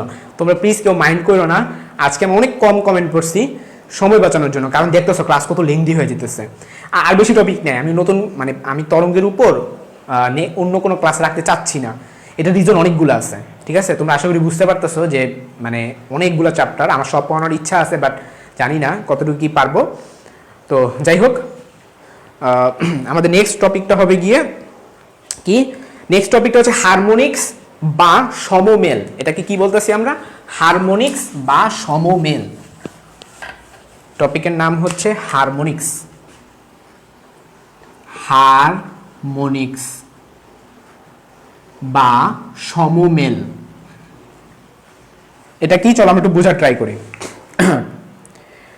আমরা জানি স্বরের মধ্যে বিদ্যমান সবচেয়ে নিম্ন কম্পাঙ্কের সুরকে মূল স্বর বলে। এই যে আমি যে কথা বলতেছি, তোমরা এটা ভেবো না আমি জোরে কথা বললে ফ্রিকোয়েন্সি বাড়ে, ব্যাপারটা তা না। আমি তোমাদের ভিডিওটা কেন দেখাইছি একটু বলো তো, কেন দেখাইছি? যখন 16,000 হার্জ হয়েছে তোমরা তো সাউন্ডই শুনতেছো না, তার মানে এটা মিনিং কি দাঁড়াইলো? এটা মিনিং দাঁড়ালো ফ্রিকোয়েন্সি বাড়া মানেই জোরে কথা বলা না। এই যে আমি মাঝে মধ্যে জোরে জোরে কথা বলি, মাঝে মধ্যে আস্তে আস্তে কথা বলি, তোমরা এটা ভাইবো না ভাইয়া জোরে কথা বললে ফ্রিকোয়েন্সি বাইরে যায়, আস্তে কথা বলে ফ্রিকোয়েন্সি কমে যায়, ব্যাপারটা তা না। ব্যাপারটা টোটালি ডিফারেন্ট, ফ্রিকোয়েন্সি জিনিসটা আলাদা। এটার সাথে জোরে কথা বলা আস্তে কথা বলা সম্পর্ক না। এটা হয়ে যাচ্ছে যে আমি মোটা করে কথা বলতেছি নাকি চিকন করে কথা বলছি, এটার সাথে সম্পর্ক। তোমরা জানো ছেলেদের কণ্ঠস্বর মেয়েদের কণ্ঠস্বর মধ্যে এত পার্থক্যটা কেন? মেয়েদের যে কণ্ঠ, এটা ফ্রিকোয়েন্সিটা আসলে মানে খুবই সুন্দর শোনায়। এটা রিজনটা কি? মানে হ্যাঁ ছেলেদের অনেক কণ্ঠ জানি, অবশ্যই মানি, অনেক ভালো ভালো গায়ক আছে, বাট আমি বা ছেলেদের মেয়েদের কণ্ঠটা সুন্দর। এটা রিজনটা কি? এটা রিজন হচ্ছে ফ্রিকোয়েন্সি। ছেলেদের ফ্রিকোয়েন্সি এবং মেয়েদের ফ্রিকোয়েন্সির মধ্যে একটা আকাশ তফাৎ পার্থক্য আছে। আমি তোমাদেরকে একটু জাস্ট এক্সাক্ট সংখ্যাটা আমার মনে নাই, আমি একটু গুগল করে তোমাদের বলি যে ছেলেদের অ্যাকচুয়ালি ফ্রিকোয়েন্সিটা কত। ফ্রিকোয়েন্সি অফ মেল ভয়েস, আমি এটা গুগলে সার্চ দিলাম, আমার আস্তে আস্তে ফ্রিকোয়েন্সি অফ মেল ভয়েস হলো 85 to 155 হার্জ। আচ্ছা, will have a fundamental frequency. আচ্ছা, এটা হলো ফান্ডামেন্টাল ফ্রিকোয়েন্সি, এটা কিন্তু ইয়ার ফ্রিকোয়েন্সি না, এটা হলো ফান্ডামেন্টাল ফ্রিকোয়েন্সি বা মূল সুর। এটা হলো মূল সুর। আবার বলবো ভাইয়া 85 তো শুনতেই পারি না, এটা বলেন এটা হলো মূল সুর। মূল সুর কি আমি একটু পরে বুঝাচ্ছি। মূল সুর, ছেলেদের মূল সুর হচ্ছে 85 থেকে 155 হার্জ। আচ্ছা, আর মেয়েদের হচ্ছে 165 থেকে 255 হার্জ। আচ্ছা, এটা হলো ছেলে, হ্যাঁ এটা মেল লিখলাম। মূল সুর কি আমি একটু পরে বুঝাই, এখন ওই প্রশ্ন করো না, 155 তো শোনা যায় না, কাহিনী আছে। আর মেয়েদের হচ্ছে 165 থেকে 255 হার্জ, ঠিক আছে? এটা হচ্ছে ফিমেল। এখন আসি যে আসলে মূল সুর বেশি হলে সুন্দর নাকি কম হলে সুন্দর, এটা আমি একটু তোমাদের বোঝানোর ট্রাই করি। মূল সুরটা আসলে কি? আচ্ছা, কারেন্ট আসছে নাকি? দেখো, ছেলেদের মূল সুরটা হচ্ছে 85 থেকে 155 হার্জ, আর মেয়েদেরটা হচ্ছে 165 থেকে 255 হার্জ। মূল সুরের ব্যাপারটা হচ্ছে যে আমরা যখন কথা বলে থাকি আমাদের যে ফ্রিকোয়েন্সি সবচেয়ে কম যেটা, সেটা হলো মূল সুর। এই যে আমি মাত্র আমি পড়তেছিলাম, তোমরা মানে শুনছো, এরপর আমি ছেলে মেয়েদের ফ্রিকোয়েন্সি চলে গেছি। আমি লাইনটা আরেকবার পড়ে শোনাই। জানি স্বরের মধ্যে বিদ্যমান সবচেয়ে নিম্ন কম্পাঙ্কের সুরকে মূল সুর বলে। তার মানে ছেলেরা যখন কথা বলি, আমি আবারও বলি, এখানে কিন্তু জোরে আস্তের ব্যাপার না, এটা হলো মোটা কোণের ব্যাপার। ছেলেদের কণ্ঠ সাধারণত একটু কর্কশ বা মোটা হয়ে থাকে। যে আমরা জানি স্বরের মধ্যে ছেলেদের মধ্যে সবচেয়ে নিম্ন ফ্রিকোয়েন্সি যে ভ্যালুটা 155, তার মানে ছেলেদের ভয়েসটা আসলে ফ্রিকোয়েন্সিটা কম হয়ে থাকে। ফ্রিকোয়েন্সি কম হওয়া মানে কি?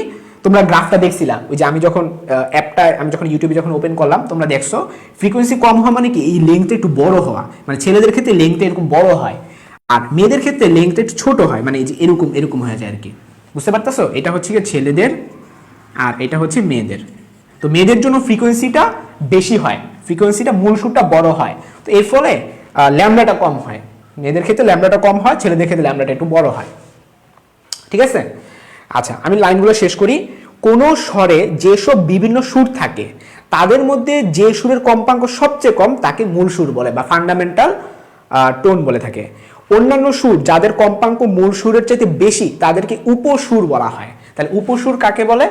যাদের কম্পাঙ্ক কি হয়ে থাকে মূল সুরের চেয়ে বড়। এই যে এই দুইটার মধ্যে কি উপসুরটা বড়, উপসুরটা কি মূল সুরের চাইতে বড় হয়ে থাকে। তারপরে কি, আবার উপস্বরগুলোর কম্পাঙ্ক যদি মূল সুরের কম্পাঙ্কে সরল গুণিতক হয়।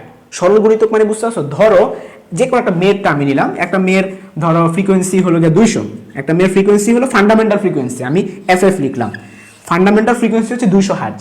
এখন ধরো ও যখন কথা বলবে ওর ফান্ডামেন্টাল ফ্রিকোয়েন্সি যে 200 হার্জ, এটা আমরা যখন গ্রাফে প্লট করি তখন সেটা 200 আমরা বলবো। কিন্তু ওই মেয়েটা ধরো গান গাইতেছে, তো গান গাওয়ার সময় আর নর্মাল কথা বলার সময় তো ডিফারেন্ট হবেই। তো তখন সে একটা টোন তৈরি করলো, টোন একটা সুর তৈরি করলো। ওই সুরের যে ফ্রিকোয়েন্সি ওটা ধরো 400 অথবা ওটা 4000, ধরো 4000 ফ্রিকোয়েন্সি বা 6000 ফ্রিকোয়েন্সি। তো এগুলা তো 200 এর গুণিতক। কিন্তু ধরো সে ওই মেয়েটা গান গাচ্ছে হয়ে গেল 4002, তো এইটা কিন্তু এটার গুণিতক না, 4002 কিন্তু 200 গুণিতক না। তো যদি গুণিতক হয় সেটাকে আমরা বলবো উপসুর, আর যদি গুণিতক না হয় সেটাকে আমরা উপসুর বলবো না। ক্লিয়ার? তার মানে এখানে ওই যে সমমেল বলে থাকি আমরা। আবার উপসুরগুলোর কম্পাঙ্ক যদি মূল সুরের কম্পাঙ্কে সরল গুণিতক হয় তাকে আমরা সেই উপসুরকে আমরা সমমেল বা হারমোনিক বলে থাকি। ঠিক আছে? আচ্ছা, তো এই হারমোনিক থেকে কিন্তু আমরা ওই যে সঙ্গীতটা যে সৃষ্টি হয়ে থাকে সেটা সুন্দর তখনই হবে যখন এই একটা হারমোনিক তৈরি হবে, একটা সিচুয়েশন একটা তৈরি হবে। যেখানে লাইনটা একটু পরে শোনাই, এখানে যে কথা বলতেছে একটা কম্পাঙ্ক তৈরি হচ্ছে, একটা শক্তি থাকবে। শক্তির এই বন্টনের উপর স্বরের বৈশিষ্ট্য নির্ভর করে।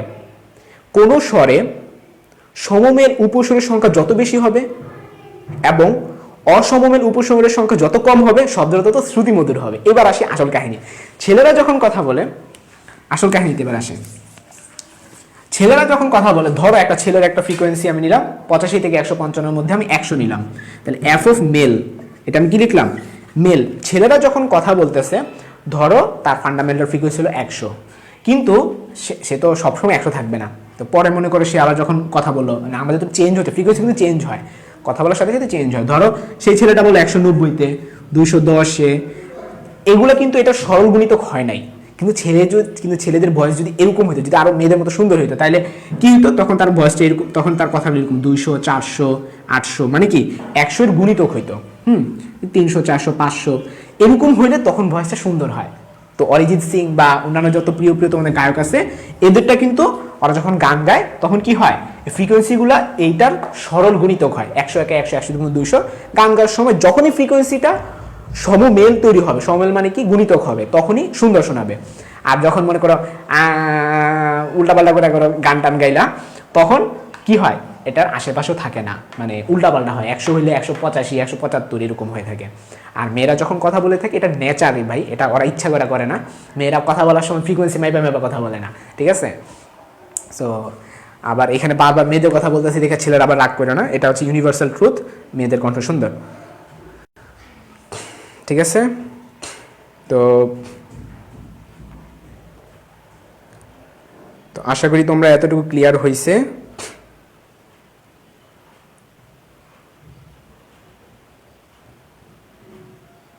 হ্যাঁ, ফ্রিকোয়েন্সি বাড়া মানে হলো শব্দের তীক্ষ্ণতাটা বাড়া।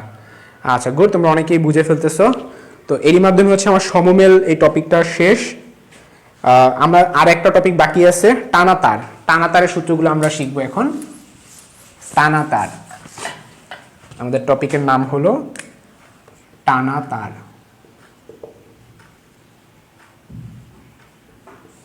ভিডিও কি আটকাচ্ছি কিনা?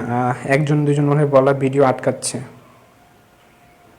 হ্যাঁ, আসিফ বলতেছে আমার কণ্ঠটা মনে হয় 185 হয়। আচ্ছা, হ্যাঁ হ্যাঁ, এই তো শেষ, এটাই লাস্ট টপিক। নামাজ যাবই। টানা তারে আর তরঙ্গের কম্পাঙ্কের সূত্রাবলী। তো প্রথমটা হইতেছে তোমার দৈর্ঘ্যের সূত্র। এখানে কয়েকটা সূত্র আছে, আমরা সেই সূত্রগুলো শিখে ফেলবো। টি ও এম স্থির থাকলে, সূত্রটা শুনো, ফিক্স কে থাকবে? ফিক্স থাকবে হলো টি এবং এম ফিক্স থাকবে। টি ও এম মানে হচ্ছে পর্যায়কাল এবং ভর যদি ফিক্স থাকে, তাহলে টানা তারে আর তরঙ্গের কম্পাঙ্ক কি বলছে? দৈর্ঘ্যের ব্যস্তানুপাতিক। দৈর্ঘ্যের ব্যস্তানুপাতিক, এটা হলো প্রথম সূত্র। 2 নম্বর সূত্রটা হচ্ছে কি টানের সূত্র। এল ও এম ফিক্স থাকলে, এল এম ফিক্স থাকলে কি হবে? এল এম ফিক্স থাকলে টানা তারে আর তরঙ্গের কম্পাঙ্ক টানা তারের টানের বর্গমূলের সমানুপাতিক। তার মানে এখানে এফটা কি হবে? টানের বর্গমূলের সমানুপাতিক। ওকে, এটা ছিল আমাদের দ্বিতীয় সূত্র।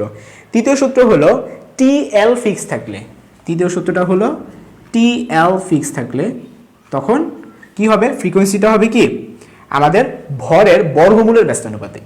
তার মানে এই হলো আমাদের 3টা সূত্র।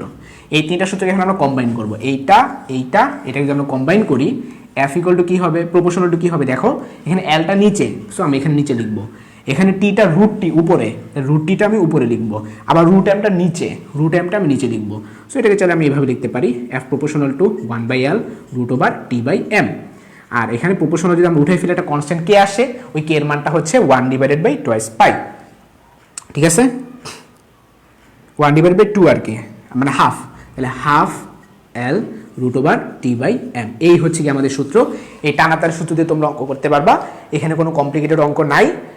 হ্যাঁ, এখানে এমটা হয়ে যাচ্ছে গিয়ে একক দৈর্ঘ্য ভর, এখানে এমটা হচ্ছে একক দৈর্ঘ্য ভর। সো এরই মাধ্যমে তোমাদের এই চ্যাপ্টার আমি ফিনিশটা আনতেছি। তোমাদের লাস্টলি একটা টপিক ছিল, সেটা হলো বায়ুস্তম্ভের কম্পন, একমুখ খোলা, ওই যে বদ্ধ নলে কম্পন, আর একটা হচ্ছে 2 মুখ খোলা। এটা একবারে লেস ইম্পর্টেন্ট, এটা আসলে নতুন অ্যাড করা হয়েছে তোমাদের টপিকটা। এগুলো থেকে মেডিকেলে এই মানে গত কয়েক বছর আমি দেখছি এগুলো আসে নাই। তোমরা এই টপিকটা চাইলে স্কিপ করতে পারো, কোনো সমস্যা হবে না। ঠিক আছে, আমি মেডিকেলের প্রশ্নগুলো দেখছি, এই টপিক থেকে কোনো ধরনের প্রশ্ন আসে নাই 2016 সাল এর পর থেকে। সো আমাদের ক্লাস আসলে অনেকক্ষণ হয়ে গেছে, আজকে শুক্রবার এমনিতেই, আর আমি চেষ্টা করছি তোমাদের যতটুকু শেষ করা সম্ভব শেষ করে দিতে। এবার সময় পরীক্ষার ব্যাপারে একটু ঘোষণা দিয়ে নেই।